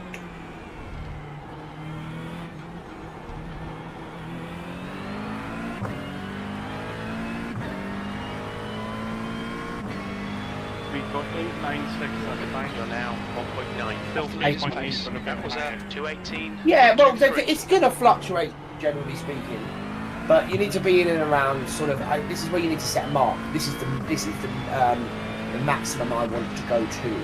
So in your case, it would be say 3.9, Keep it under 3.9, that might make you squeeze out an extra lap. and then you've got to go to. But you've got to go faster. Remember, don't just settle on that. You need to feel like you're going faster and faster, but keeping the fuel the same. At some point, and I've seen many people discover this in front of me, at some point you'll realise, oh shit, I'm going to go back to pushing and I'm actually not that much faster. I'm actually faster fuel saving. But that'll take time. That'll take a little bit of time for you to realise that. It's funny you say that, because you know Watkins Glen, I Yeah. did some fuel saving there, and I noticed even when I wasn't trying that hard, that fuel saving at turn 1 at Watkins Glen is quicker than going full pelt. Fuel savings, if you can find that balance between fuel savings and going fast and sort of overdriving the car, your I rate will suddenly like go through the roof. You'll get up to like high 3Ks, no problem. Because that's kind of the level that we're all driving at. It's the next level that's going to be it's the hard part. And yeah. You've got to, the next part that I'm struggling with now is I've got to stop driving safe setups. This is limiting your capabilities. As much as you're scared of it, I'm scared of driving easy sports. You need to learn how to drive them. Because if you can't, you'll never be able to maximise your own performance. Comfort's a killer. I'll stick with comfort. Yeah. Don't complain when you're not faster. I'm too old to have to worry about all that shit. Too old to want to go fast, but just old enough to go through the adrenaline rush. Yeah. Fair enough, old chap. Fair enough. You're now Can't 2.6. deny that, sir. Leader's pace. That So lap was at we went a little bit too 218.92. close to the 19s. It was an 18.9, but it was down to 3.7. How much did you lose off your time? Off your best lap? Oh well, I'm not. Basically, Don't see that as a. I'm trying to get you to feel defensive. What was it? so I was doing mid 18s to low 18s before you turned up. Right. And now this is what, 6, 7 tenths, 8 tenths off that fastest? 6 tenths off, but with 0.3 less fuel. So you're not that far off, really. Like, that's kind of really the target now. So if you can get that below half a second off, and then consistently do that, like you're like bang on where you need to be. The goal now is to go even faster, but that's now a pushing beyond. So that's something you just work in over time for the next 4 or 5 days. But for now, you've got a level where you're at. You can now just hone in on that. So make it consistent every time, every lap, and then go out with David, and then sit behind David for a little while and see what it's like fuel saving behind someone like David when he's driving. When I was following you two, I was saving an extra 0.1 or 0.2 a lap. Just Me? Somebody else punching a hole in the air. Yeah. Sector 2 is It's why I 1.3 backed seconds off in off the the end, because pace. I said I wanted an accurate representation of where my tank would run out.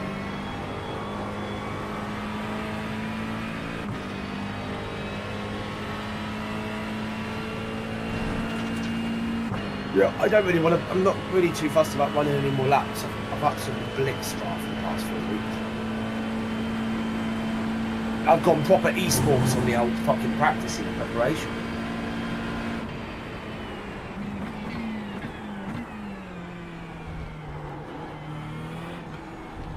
We've got I found out something recently on how an esports team runs. So I won't mention their name, but one of our drivers left to go drive for them. 2.7 seconds off the pace.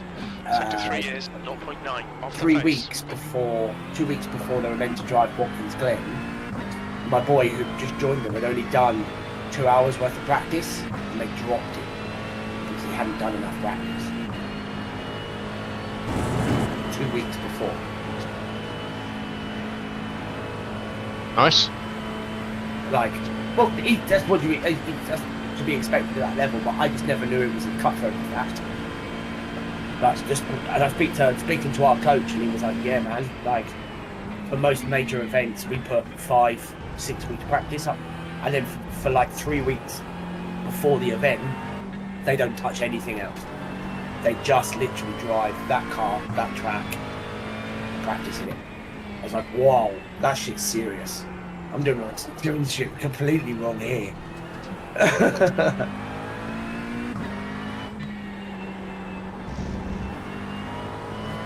We're not quite that serious. Yeah, no, but that's fine. No, I was just saying it. Like, I didn't realise it was that serious either. To be fair, I'm happy to get that serious if it means seeing what it's like to win. Like the other day, we got our first podium in the second split for a major event. Second fucking split podium. Wow. You know, that's something that we want to push on and get. 1.5 off the Like, pace. we're anticipating, if everything goes numbers-wise, what we're thinking it's going to be. So Saturday afternoon, oh mate, I would say up until this point maybe 3,000 drivers, but we saw 3,000 on Sunday night.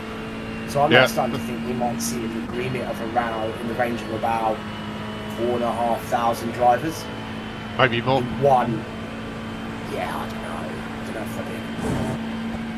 Don't know. 3,500 Saturday evening, and that was just for a 3 hour. Yeah, but I think that's pretty much everybody that's going to be racing the 24-hour. Mind you don't see them all register at the same time on a 24 hour. They get registered, but they don't actually sign in, do they? That's it. If you're not driving for 3 or 4 hours, Sector 3 is 0.9. don't need to be on the sim, do you? Yeah, but you still... Litres used. Nice. it's still the number of drivers is still the same, but it's just the number of teams that will be less. So if your team registers with 4 drivers, then the registration will still acknowledge 4 drivers.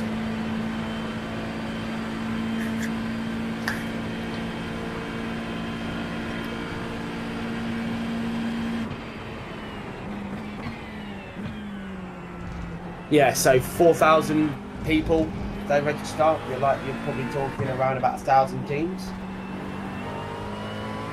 I reckon there's going to be more than that. Yeah, now that I say it, I'm like, maybe you're right. Cool, then that could be at the range of about. Whoa, mate! This shit. This event could be legit.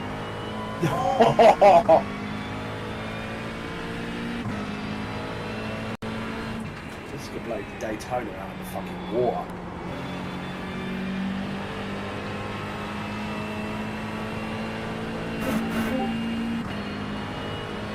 Evening. Evening, James. I think I just fixed my issues. I'll quickly pop out. I'll be back in 10 minutes. Right, mate. Okay. It's okay.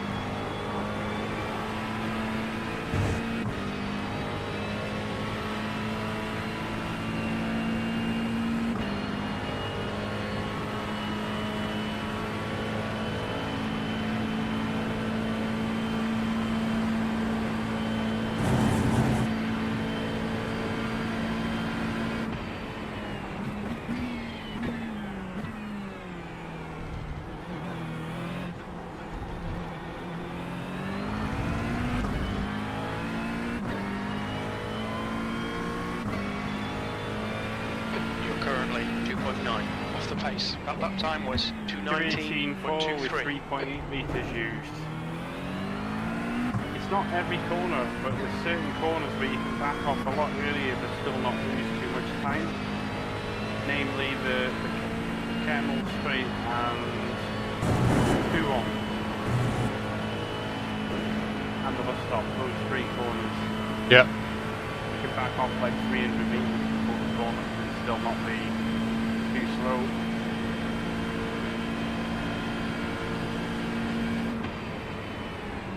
He has got a point, even if he can be over enthusiastic.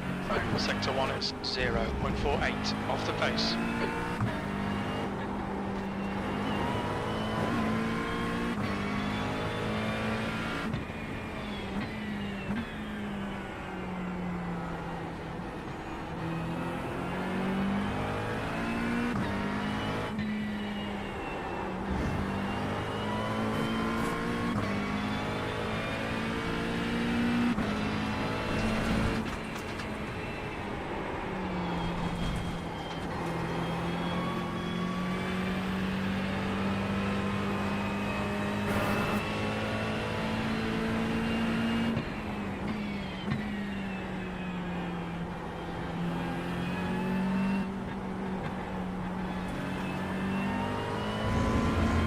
Sector 2 is 1.9 seconds off the pace.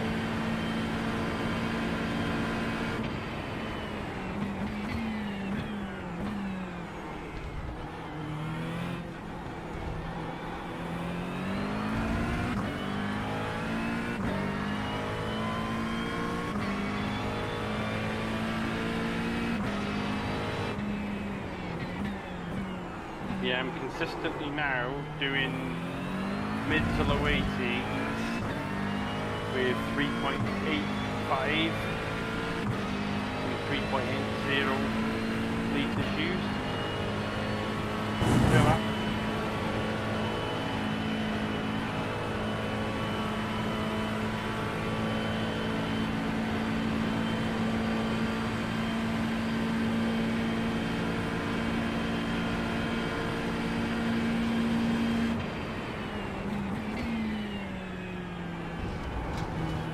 Sector 1 is 0.34 off the pace.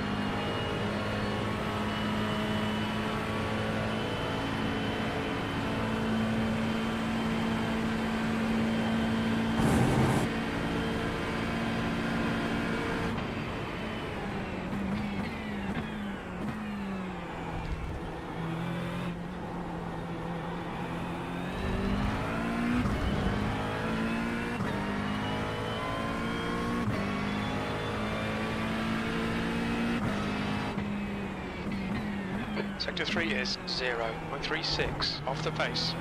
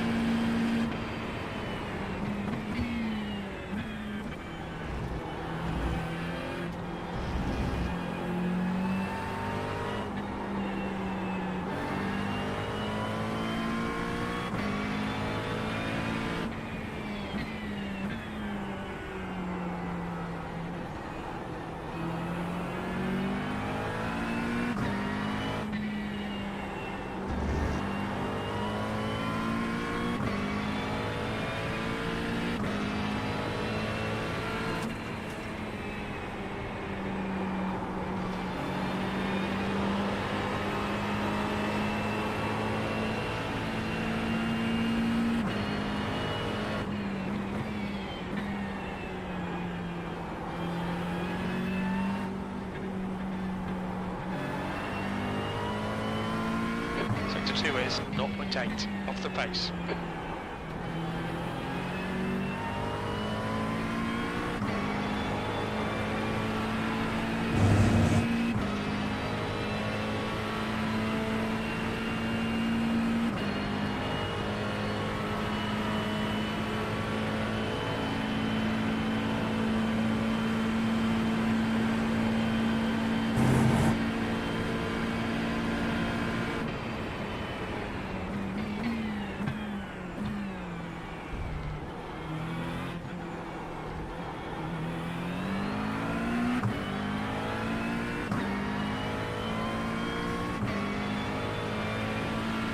You're now 1.9 seconds off the pace.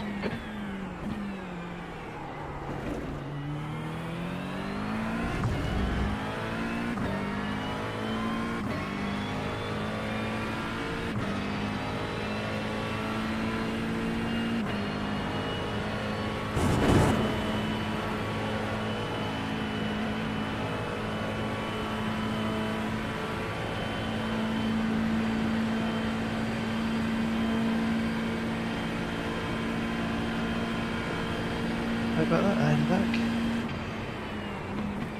Welcome back.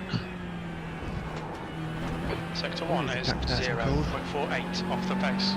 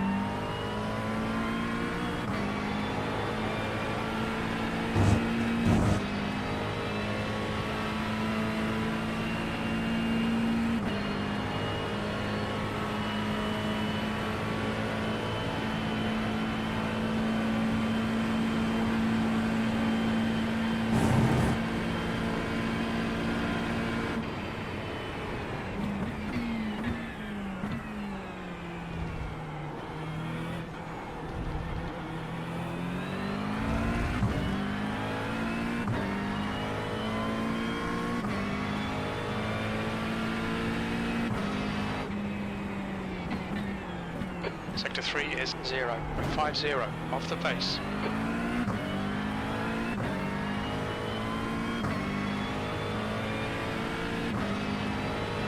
You've used half your fuel.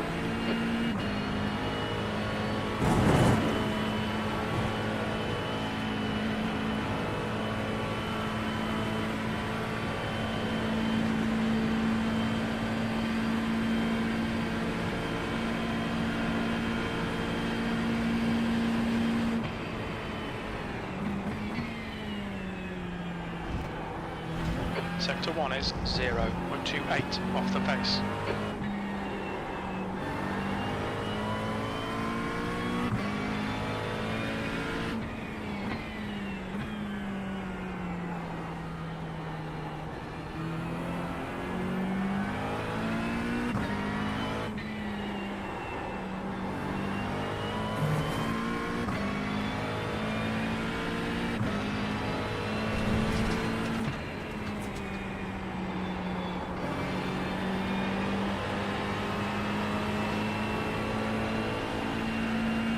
Takes a bit longer to warm up the tyres. Yep. It does, yeah. But once they're warm, your pace is pretty good. Sector 2 is 0.8 off the pace.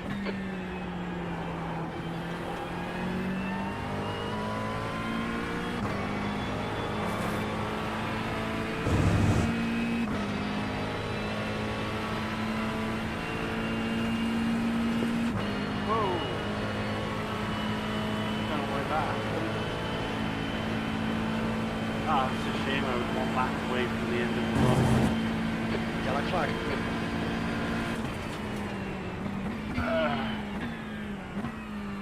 Offset Look how many laps it would have been. that launching one. Yeah.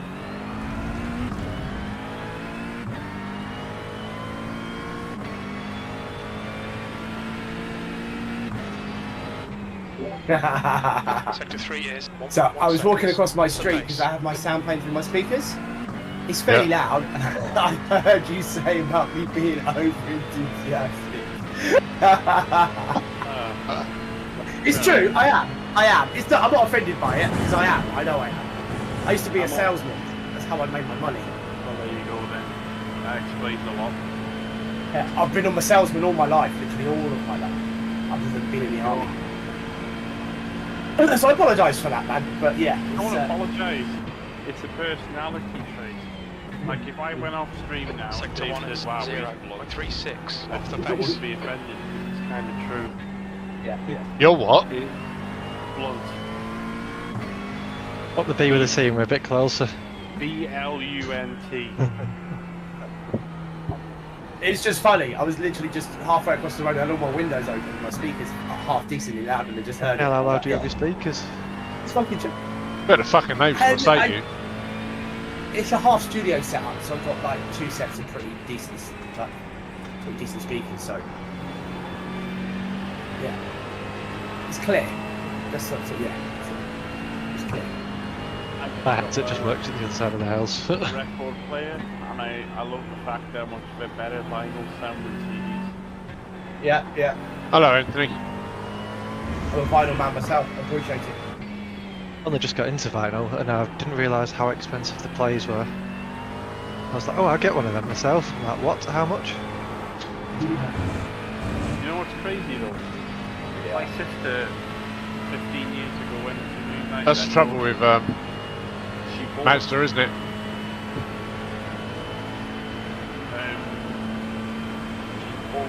that was it, yeah, she bought a load of albums for 20 quid. She got Black Celebration Confessions for 50p. Now the same album in the same shop is about 40 quid. Yeah. Because it's an original, people go mad for original vinyl. Yeah. That puts you 2.8 seconds off the pace. That lap was at 2:19. Like the new Coldplay vinyl, it's blue. I bet you it's recorded digitally, you know, and just slapped on vinyl. I'm a bit sus about vinyl. Remastered and modern ones anyway. When I was at uni, we were attached to this studios in whereabouts is it in central London? Like where Ouch. Amy Winehouse used to like I can't. It's like near Paddington and like North London. Oh, it's like Islington and all that area. There was a uni there. It's where basically Alan Sugar's building was before he gave it up. And there was a building there that was had an actual final press up where they did everything. Like, and I've watched it. I've seen it. Like go from spinning it on this disc to being like actually print, not the actual vinyl being made itself, the plastic bit, but the actual printing of the sound and the scratching in of the sound and the different parts. It's incredible to watch. Wow. Like just to see the vinyl being cut and trimmed and all the mastering that goes on and all of like the left and right stuff to be managed, and it's just insane. Really, really quite amazing. I looked at one the other day and just thought, how does this make sound? Yeah. It's baffling. Yeah. Do you want the answer to that question? Because I can answer it. No. It's just I have to. It's diamond. Everybody knows it's diamond. Yes, we know. That's why we don't need to be told. We already know. That's all right, mate. Just trying to save your breath. I don't know. You do know. And he doesn't know. He doesn't. I generally don't. No, you don't need to know. We'll be here at Christmas if you let him start. Well, obviously, I know not everybody into like Netflix stuff, but I listened to Queen's like on a vinyl for the first time the other day, and it blows your socks off because you don't just hear the song, you hear like the voice bouncing off stuff in the room, and you hear boomier drums and all sorts. There is It's nothing. not compressed like a CD. It's not actually nothing to do with compression. It's more to do with the Frequency Wait, being ripped out. Yeah, but vinyls have been cut to actually fit on CD, not CD, on a cassette for a long time. So it's just the way the sound is produced. So in a vinyl, it typically uses a diamond to get the sound. Yeah. But no, with the speakers that we use for sound, it's all done through magnets. So it's just not quite the same sound. So you're gonna have that much better. But also, vinyl back in the day was written at in a completely different frequency range. So like. That's what I was going to mention. Vinyl can go 50 kilohertz, even though we can't hear No. it. That's amplitude. I'm talking frequency range. So typically That's what I music. mean. No, that's slightly different. 50 hertz is hertz. No, is 50 kilohertz, I meant. that's again amplitude. I'm more talking to do with the actual frequency. So like typically they tend to produce their music in 432 as opposed to 440. Not so much to do with 50 kilohertz or whatever. It's to do with like typically in this world now we make music at 440 hertz just to do with the electronic conversion. But back in the day, like a lot of vinyl was produced at like 439, 433, 434 hertz. And you just feel it more, less tension. I think it helps, especially when on the vinyl, when you're looking for that kind of feel, you'll just end up feeling the sounds more. There's just a little more space. That's way technical. Right, started him on something. So I triggered it. The understanding I have is that humans hear Currently kilohertz, 0.9 so the off the people leader's that make pace. CDs Sector just 3 go, is we'll 0.7 chop off the everything pace. above 20. So humans can only hear between 25 to 30 hertz and about 19,000 hertz, kilohertz, 19 kilohertz. But I would So- argue that the sounds that you can't hear are better the ones we can hear. Not through your ears. They will affect this is a study that I'm putting together at the moment, potentially for a PhD. Cymatics, how cymatics. I'm working with ChatGPT to put together a publication. Sector 1 for is this. 0.25 Because I believe off the that pace. even though you can't hear those sounds has absolute physical effect on the genetics and your biology in terms of how it can, oh man, sorry, you have got me. I studied the masters in sound engineering. See, next time, James, I say don't ask. Don't fucking ask. Fuck you. That's It's my life, man. I'm proud of it. I love this subject. Sorry. Fuck you. But no, you're right. You are right to believe that sound you can't hear, but typically sound above a certain frequency becomes light. So sound and light are the same thing. So That's why you have sound and light companies that sell you sound and light. is that why my theory about dog frequency Sector 2 is 1.1 seconds off the pace. They're the same because they're both come in waves or waveform. Yeah, what is it, a waveform or is it a particle? Well, like dogs can hear and see above the frequency spectrum that we are allowed to physically can see. So like I said, our spectrum that we can physically hear is 20 hertz up to 19,000 hertz. Above that, dogs can hear like, I think 20,000 hertz more. That's where it starts to turn into sight for us. Or a little bit further up is when you start getting really, when the cycles of waveforms start getting so small, it becomes light. You're currently 2.1 Because it's the seconds friction of the off pace. vibration that causes it to then turn into light. So the vibration of the particles, the protons, the electrons, all of this stuff that's getting lit up through the vibration. So the vibration itself carries a resonant tone, like a foundational resonant tone, and that foundational resonant tone is cymatics, because we can visually represent that in a constant. For instance, a constant is water or sand. That becomes a constant because they're equal Sector 1 amongst is the sand. 0.40 Everything's off the equal. pace. So you can use those constants to visually represent things we can't hear or see. Yeah. This is cymatics, and our body's made of I got one question for you, and I apologise to Dave in advance for having his ear babbled down. But I'm going to ask this question. If I want to make a digital copy of my vinyls in a lossless way that doesn't reduce the frequency or anything, what's the best way to do it? And best sound format to use when I record? You'll have all sorts of samplers. You kind of want to directly record that into a sampler, because a sampler will pick it up direct and then turn that into a WAV format. WAV is your purest of form. So That's WAV, not wave. WAV. Okay. There's no a WAV format is lossless. how do you spell that? Or on Mac it's AIFF. Alright, I know. Even though I don't have a Mac, I know what you mean, because I used to have one. Yeah, Mac deals with their replacement for WAV is AIFF. I don't know what The YouTube to MP3 converter, I think that's the same as well. I won't use that because it's going to crush the frequencies. MP3 filters off a lot of the frequencies at the low end and at the top end. It doesn't touch the middle, which is actually the part you need the most, but it does for compression reasons top off the top and the bottom. Even like 220 kilobytes per second, MP3 is dog shit.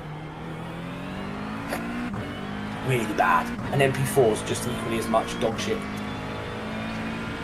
But we use it because it saves on fuck tons of space. And it's convenient, yeah. Massive. Well, actually, the best audio format in the world is one we've never been privy to, really. And you probably know what I'm going to say. There is a format called Super CD, which is basically CD, but files that took up a lot more space. Basically, Super CD was a 24-bit, 96 kilohertz CD. 2/10 off the pace. So it's like lossless format on CD. 96 kilohertz doesn't indicate a complete lossless file. 96 kilohertz to me is that, sorry, in terms of rendering, like 24-bit 96, okay, sorry, Yeah. everything I just said, yeah, from an actual file, yeah, we render at 48. It will take off because albums costed like 20 quid. Or But wait, yeah. I do know someone though who's got a Super CD version of Bohemian Rhapsody, which is quite fantastic. Yeah, It's like the record, but with all the frequencies still left in it. Without pop and crackle. For you to experience that kind of clarity, you'd first of all need to be in an acoustically treated room, and second of all, you must have like the most banging of speakers. Like even speakers in pretty much every single speaker in every single house nowadays in the commercial world comes with roll-offs. So they essentially do what CDs do, is they roll off certain frequencies and they also colour. That's what you magnetism. Sorry, is that what you get from Dad? Because you get roll-on from Mum, don't you?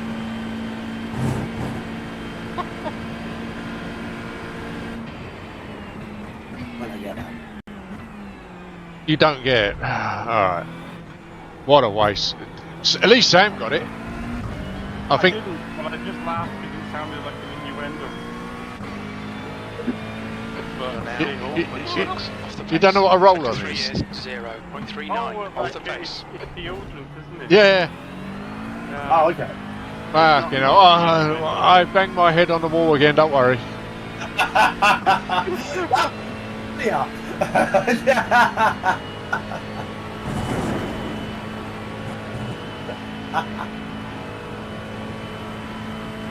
Yeah, you just want to record that directly into a sampler with hardware equipment. But that's quite expensive, man.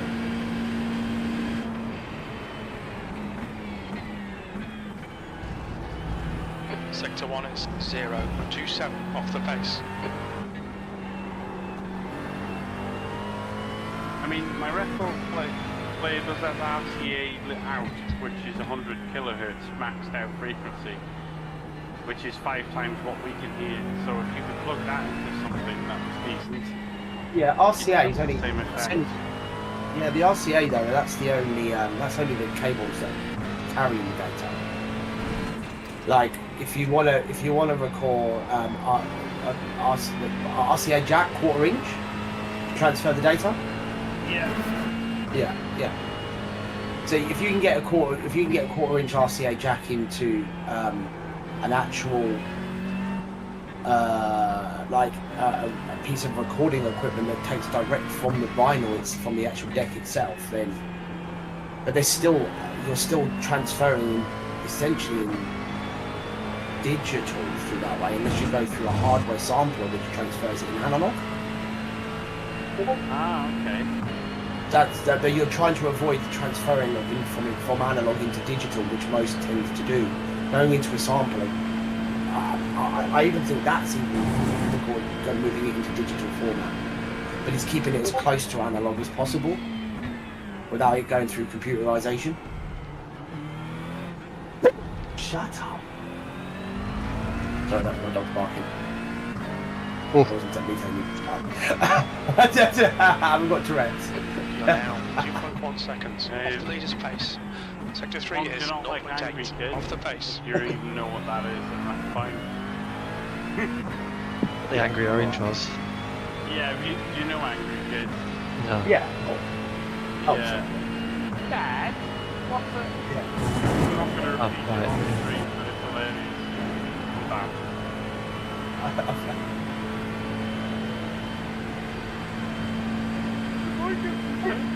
Actually, the dad on it sounds a bit like Dave. Sorry, Dave.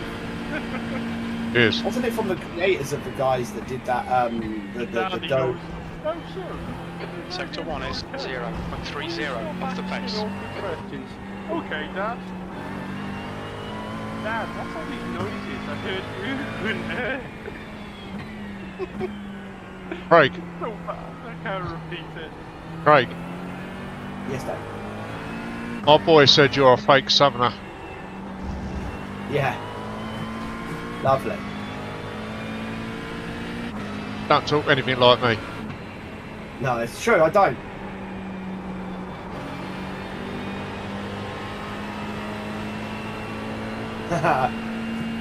Yeah. Don't talk proper. It's well, you could say that, but like, let's look at the. Oh man, I don't want to go down that route. Sector 2 is 0.9 off the pace. Let's just say people who speak like Cockneys, who grew up near Bow Bells, are not considered particularly well-off people. Maybe so. Intelligent, Katie. No. It's got nothing to do with intelligence.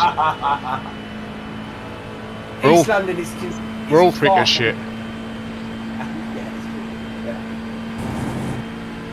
Yeah, it was a poor part of London. Yeah. As compared to people who lived in Kensington and Chelsea. Oh, definitely. Still is. Yeah, well, yeah. You're currently 2.0 off the pace. 3 laps of fuel remaining. But you got places like that in most big cities anyway. I don't know. London's pretty distinct. You go to Liverpool. They got some really dire areas. Oh yeah. But they all still sound the same. Yeah. They all sound dumb as fuck. In London, you've got the east side. There's no bad Liverpoolers, and there are parts of it that bad. But to be honest, I think Manchester Sector 1 is 0.39 off the Oh, pace. dude, yeah. I've been in Manchester, and literally every other, it might be better now, because when I went last time was 2018, to be fair, Yeah. but there was like homeless tents on every other street. Yeah, but I think all Mancs sound the same though, don't they? Like, if you were to listen to someone from the east side of Manchester as opposed to someone from the west side of Manchester, they both sound like Mancs. Yeah. Whereas opposed to like east side of London as opposed to west side of London, one sounds dumb and the other one sounds super intelligent. Well, Yeah, that's my. I wouldn't have said the west side actually sound dumb. East. I'm not. I couldn't give any credit to East Side London for having anywhere of somewhere to be proud of. That's why they put the Olympics in there, to give it pride. Sorry, I don't mean to put East London down too much, but Yep. Just remember East London took the most bombs during the Second World War when I come over to London. Have you ever asked yourself why? Why the rich people didn't get bombed? Really? That's funny. It's simple. I'm sorry, just obvious pointing out there, to be fair. But yeah, you're right. The East Side did get bombed more. Where all the poor people were.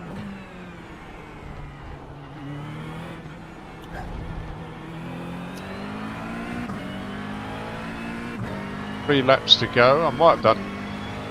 I might get to 26. That puts you 2.0 seconds off the pace. We estimate 3 laps of fuel left. Sector 3 is 0.6 off the pace.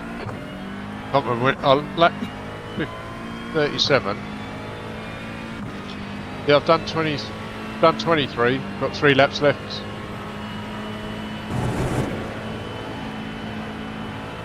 Pace has been alright, ish.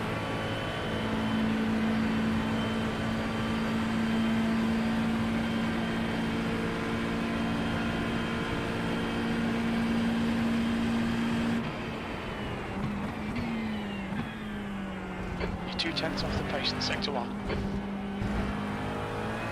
If you really ever truly want to hear a dumb person, dumb accent spoke, don't come to Norwich. Farmer's accent. Yes, Bernard. A deep. I do think that's kind of due to the Gloucester accent. It's fairly similar. No, it's fairly similar to ours. It's not too much different. It really is. Yeah. I know it's not The guy in Gloucester, front has but just done a the 2:17.33. accents of the people on top buses like for the greater good. Somerset. Somerset, yeah, for the greater good and all that, you know. A lot heavier than Norfolk, but we talk like this round there. That's how they talk round there. It's really fucking simple, really well pronounced. You know, that's genuinely how they talk around here. Alan Partridge is probably a little closer to London. Is Nathan the discard? No, Actually, no. I haven't seen him tonight. He's in the lobby. What lobby? This one. our lobby. Is he? Oh, Yeah. I didn't realise he joined. Oh yeah, donkey. Ah.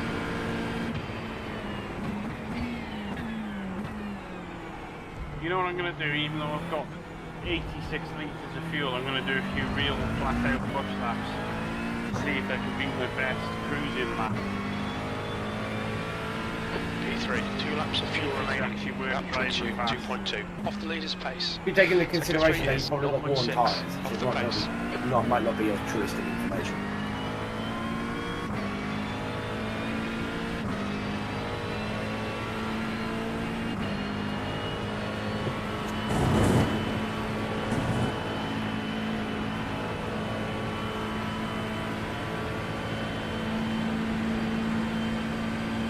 Going back to the music, the vinyl, there was a vinyl made many years ago called the Amen Break, an old blues vinyl. Okay, David. Oh yeah. And that 15 minutes left. that It's 15 vinyl gave minutes. birth to drum and bass because it was the sampling of the drum beat from that Amen. It was called Amen something, which then gave birth to what was known as the Amen Break, which was what founded drum and bass. So everything you know with drum and bass is simply because of that one sample that was recorded from the vinyl.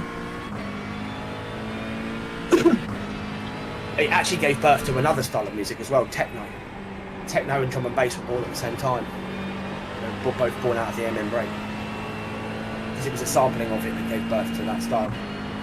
Techno, drum and bass, hip hop, all sample based. Where Jungle. jungle is like natural forms of drum and bass, yeah. And then the opposite of that, the digital side was synthesizer side was the opposite to hip hop was R&B, the opposite to techno was house, the opposite to drum and bass was jungle, or like happy hardcore. Bring back Nat King Cole. Yeah, Nat King Cole, fuck. It's what made this country, D&B and techno.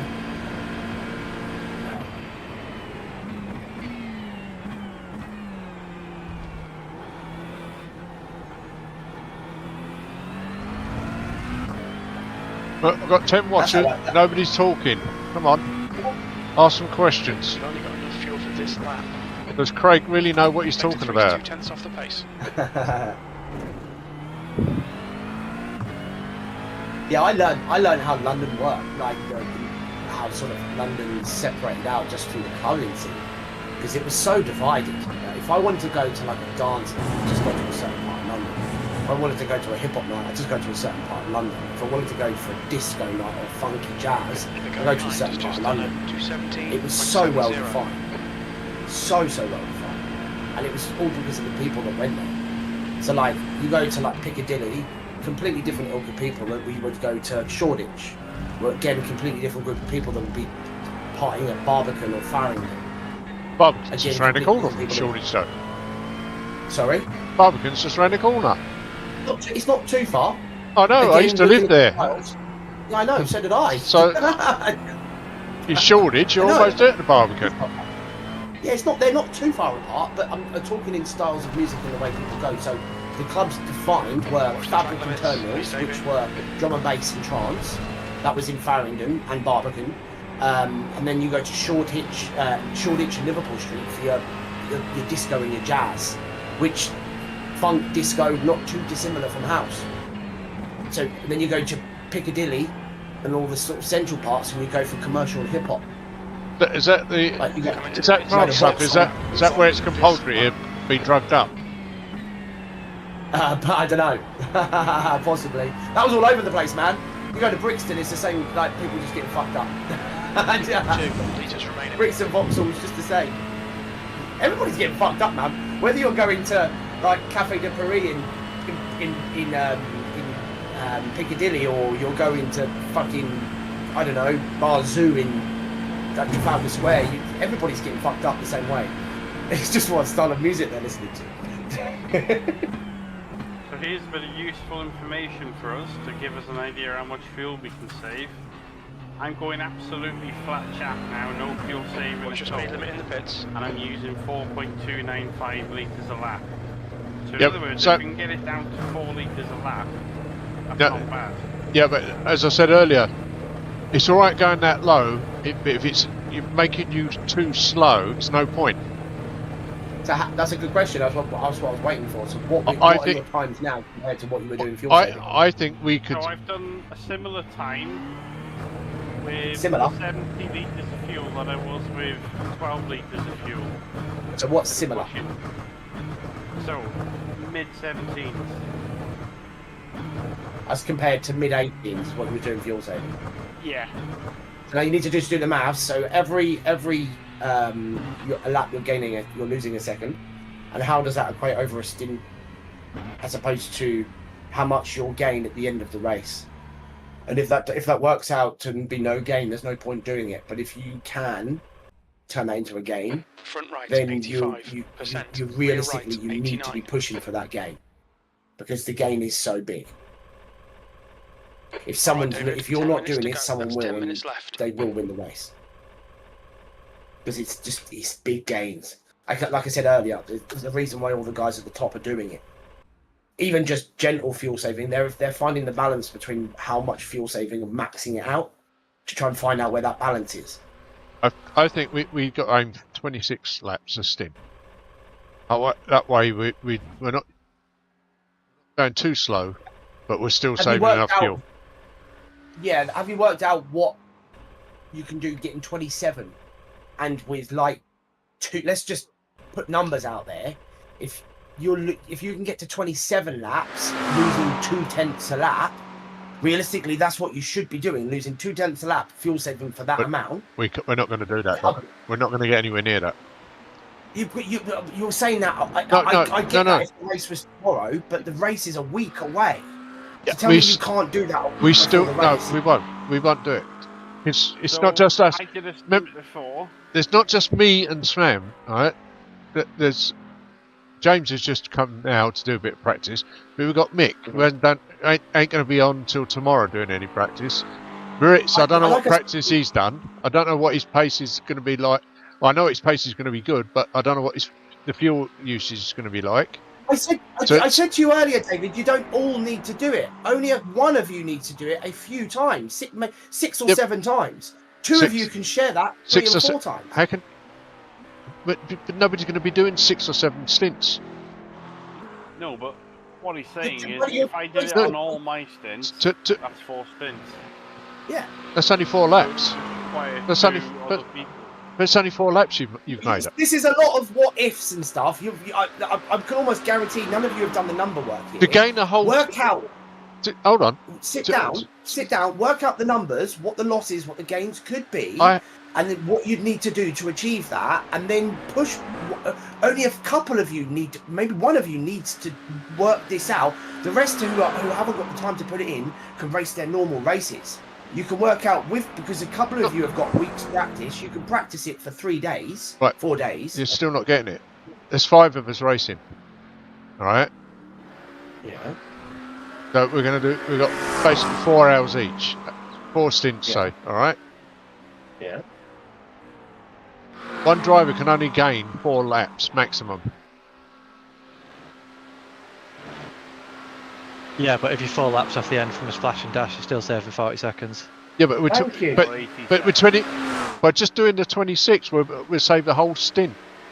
This is why you need to go and do work out the numbers. I've got a document I have. working out what I would do to get 26, 27 and 28, but not based off your times, based off what times you could do to then give you something to work towards. But So if to you're do- currently sat, But to get to 27, you've got to be doing less than 4 litres a lap. Which I'm Right. capable of. thank you. Yeah, but, And but he's also at capable of what going cost fast. in pace? So But you've seen that. But less just than a remember, second. do me and Sam, exact- yeah, but me and Sam are going to be in a split higher than our I rating. There's so many buts, what ifs, and so many We things. got three- fears we got- that I can't. we I just got- want to get to the facts here. Well, Sam listen, can do it. Well, Shown listen, that he's got pace. we listen, can now work that listen, out to what listen. Would you listen? We've got Moritz who's over 3k, Mick's 3k, James is 2.6. Right? then it comes down to me and Sam. Sam's 2.3, I'm 2.2. So when you average it all out, we are going to be around 2.6, 2.8 split. That means nothing to me. I couldn't give a shit. Well, that's up to you. But that when you it means nothing to you either, because well, Sam's showing right now that he can fuel save at 3k pace and he can drive fast. No, he's not. So right now, but he's not. He's not a 3k pace, though, is he? He's running 18.5s and mid 17s. That's 3k pace, bud. That's 20-degree track temp. Those were racing night. So Yeah. you might be doing 215s. That's a compliment to you. Like, he's doing. I'm slower on a half the track. Look, I'm not trying to knock Sam. He's doing a good job, all right. But I think you're putting us above where we actually are. Yeah, I've got to be realistic. We have to be realistic where we are. The fact that you're saying you're being realistic when the time hasn't even passed is unrealistic. No. Therefore, you're not being realistic. You're being some. Okay, David. Anyway, let's forget about that. Right now, you've got a week to practice. Sam himself has got a week to practice something that he's learned tonight that he could refine even more. That's absolutely fine. And even if it turns out that he's not able to do it for the race, he can then lock back into what he's already learned and apply that anyway. So right now, you've got an extra tool in your toolbox to use. So you can now go out and do the maths to see what Sam can help your team do in that time to see if you can gain an extra stop. An extra stop in this race is 80 seconds. He's not going to get that. Means you. 4 laps isn't going to take away a stop. It means. I disagree. I think that Sam with a little bit of a good amount of practice this week can hit some good numbers. I've just seen it in his first practice, so I believe that with some extra time he can refine that even further. So, but with that, if you can make an extra stop, that means all of these cars that you're racing with, you can let them get 30 seconds ahead, and you're still ahead of them, because this isn't about the race on the track. It's about the race further down the line. I know that, but you can't just have one person gain 2 laps a stint. No, it's not going to work. The team can carry that. No, because if the others are only doing 24 laps a stint, he's wasted his time, hasn't he? We ain't gained anything. If you all are doing 26 and one of you is doing 28, that's 2 laps every. None of us are going to be. 2 stints. None of us are going to get 28. I think it would be a squeeze for me to get to 27 in all seriousness. Because I did a fuel saving stint before and it was still 26 laps of fuel, but with 1.3 left and it fitted. Goodness, the pessimism here is No, it's not pessimism. We're being realistic. No, you've got 5 days until the race event. You've got so much time. I have a family, so I haven't got all day. I can do the evenings, all right? You need to do 2 hours a night to refine this. Yeah. You've been on every night and you don't stream on a Friday. So you've got 4 days now, plus today. Yes, I know, but... Yeah, Sam's already taken a day out because he's refined it. He's learned something tonight. So that's 1 day down. He's now got 4 more days, which makes 5, to learn this. If he does an hour and a half a night, which is not much. Now, you're on the track, you're practicing anyway. An hour and a half a night will absolutely lock that and refine in more than what he's capable of right now. Have a little bit more faith in him. I don't know. It's not. I haven't got faith in him. Don't put that there. You're saying it's not possible. No, I'm not just. But it's not just down to Sam. You can't just put it all on because Sam's doing it. All right? No. You're changing the goalpost. No, I'm not. It can 2 be. minutes left. It can be. No, we had a goal. If you all carry on doing 26 laps, he does an extra 2. That's huge gains for you at the end of the race. But he's even just. If you guys do your normal. Did you just listen? He can't do it. He can do 26. And you're not. I think I could definitely do 27. You just said to me you had faith in him, and now you're telling me he can't do it. I'm telling you right now, he's got 4 days. You're getting it all wrong. You're getting it all wrong. No, you are. He's got 4 days. Listen. Right, we had a plan. If we all do 26, we can save a stint. Yeah. And right. If Sam does 28, he saves you 30 seconds in the pit at the end. I don't understand how it can be any more clearer. Who says there's going to be 30 seconds at the end? completely honest with you here. I have learnt a little bit from what you said tonight, but in all seriousness, there's two things I need to do. One, I need to consistently be in the 18s while doing no more than 3.8 litres. Which is fine during the night. We hit that sort of pace, but come daytime, when the track's hotter, we'll be going slower. Yeah. As I said to you, again, this is what I'm talking about. You're putting fears in. You're not listening to me because I've already said you don't need to do them all the time. You only need to find 6 stints to make something worthwhile, to make something significant. 8 stints would be more ideal if you could do it. 10 stints would be perfect. Or, like us, 16 stints. But if you can get to 6 stints, 4 by one person, 2 by another, you've still got a week to go. A working week. Just under a working week to go. If you can lock that in, then the rest of the guys don't have to change or do anything else different to what they already currently know. So they can continue to run there, and the other 2 drivers that now know this information can then extend the benefit by losing a couple of tenths a lap, giving up a couple of tenths of lap to gain an extra amount at the end, which will pay you dividends. Right. Assuming it's dividend. All right. Listen. Yeah. Sam does 27. Yeah. Mick does 23. Why is that number now going down? You've gone from 25 to 24 to 23. Because I know because Mick hasn't put anywhere near the practice in. All right.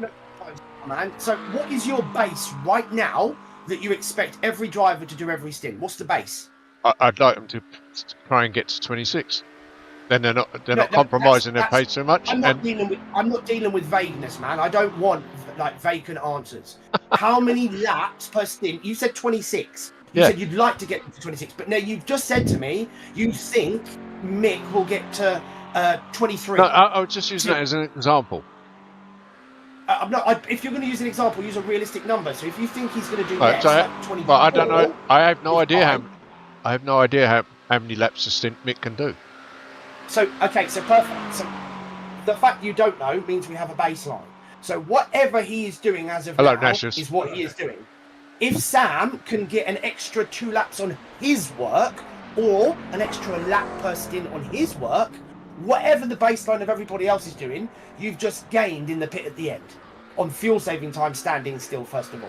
That's the first benefit. If one of you can push a little bit more, giving up 2 tenths a lap for that extra bit of fuel, you'll be able to save another pit stop worth 80 seconds. So in our case, we're doing it the whole stint to get 2 pit stops.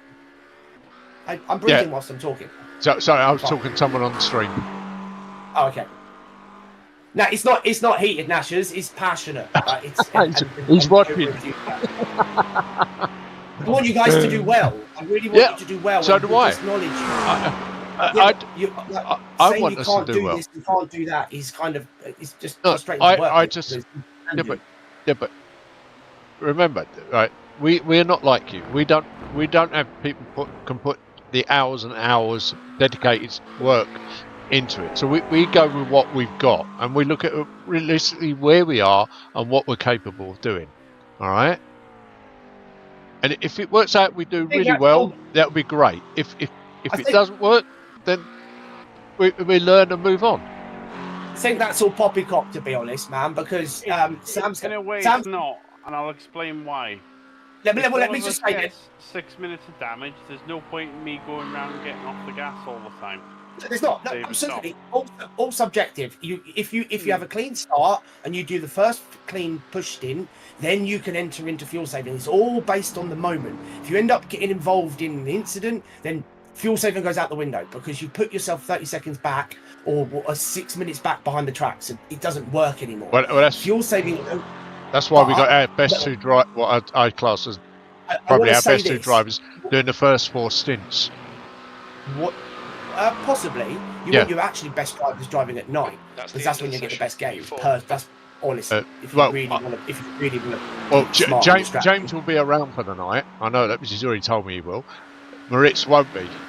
So. But I'm not stopping on this moment here because what you said earlier was poppycock about people are at their limits. I didn't say at their limits. I didn't say at their limits. I said I know where we are at. That's the same thing, just in different words. My point is that Sam tonight has learned something that's allowed for him to extend his capabilities. With that means you are not at your theoretical peak, whatever you consider it to be. It means that you've got way more in the tank. It's just you need to believe in yourself more. And it doesn't matter if I'm putting in more hours than you. Like you can be just as smart and learn just as much in much less time. So I just realistically you're forgetting, I come from the East End of London. We're all thick. But I'm not talking to you, I'm talking to Sam, who's listening. Sam's taking in the knowledge. You're refusing it. No, No. Partly taking in the knowledge and partly feeling awkward because this is getting like level 11. I mean, I think it's from passion. I don't think you're being mean or anything, but I can feel. No, he is. He is. He's very passionate about what he believes in. All right, which I'm not knocking him for that. All right, but sometimes he needs to just step back a bit and let other people have a say. Yeah. Okay. Yeah. That's Fine. all I'm saying. I'm not out knocking you, Craig.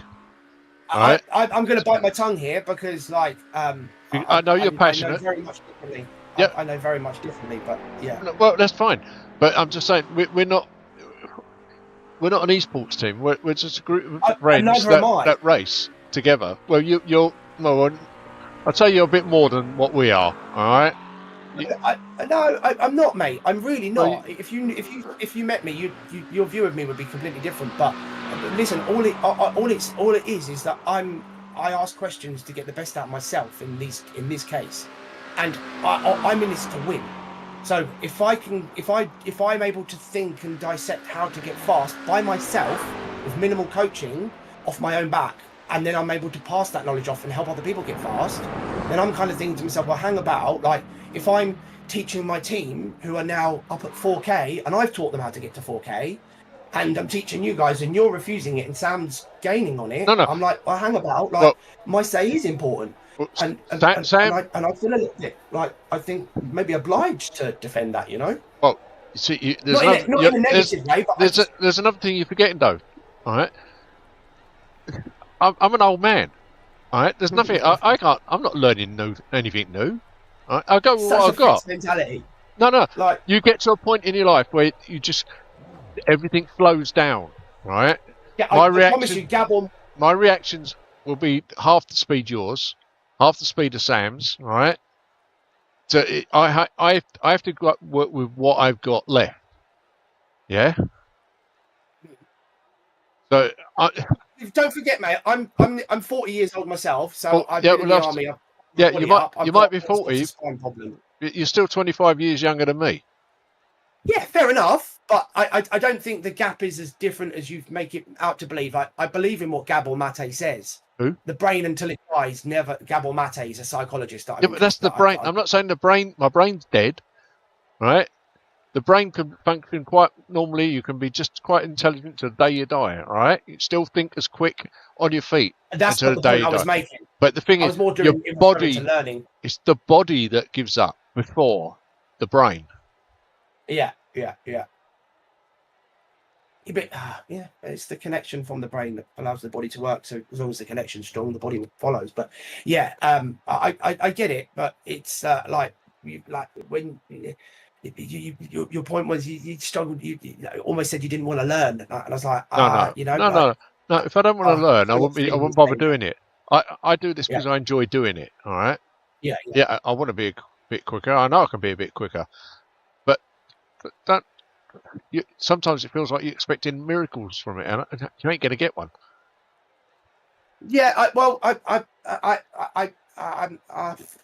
if I was getting no miracles from anybody, I'd be like, okay, I need to question myself here because what I'm doing is wrong. But I've built a team of 20 odd drivers that the average team SOF of 4K. Like I've had 8K drivers drive for me and 10K drivers drive for me. So my mentality must be right.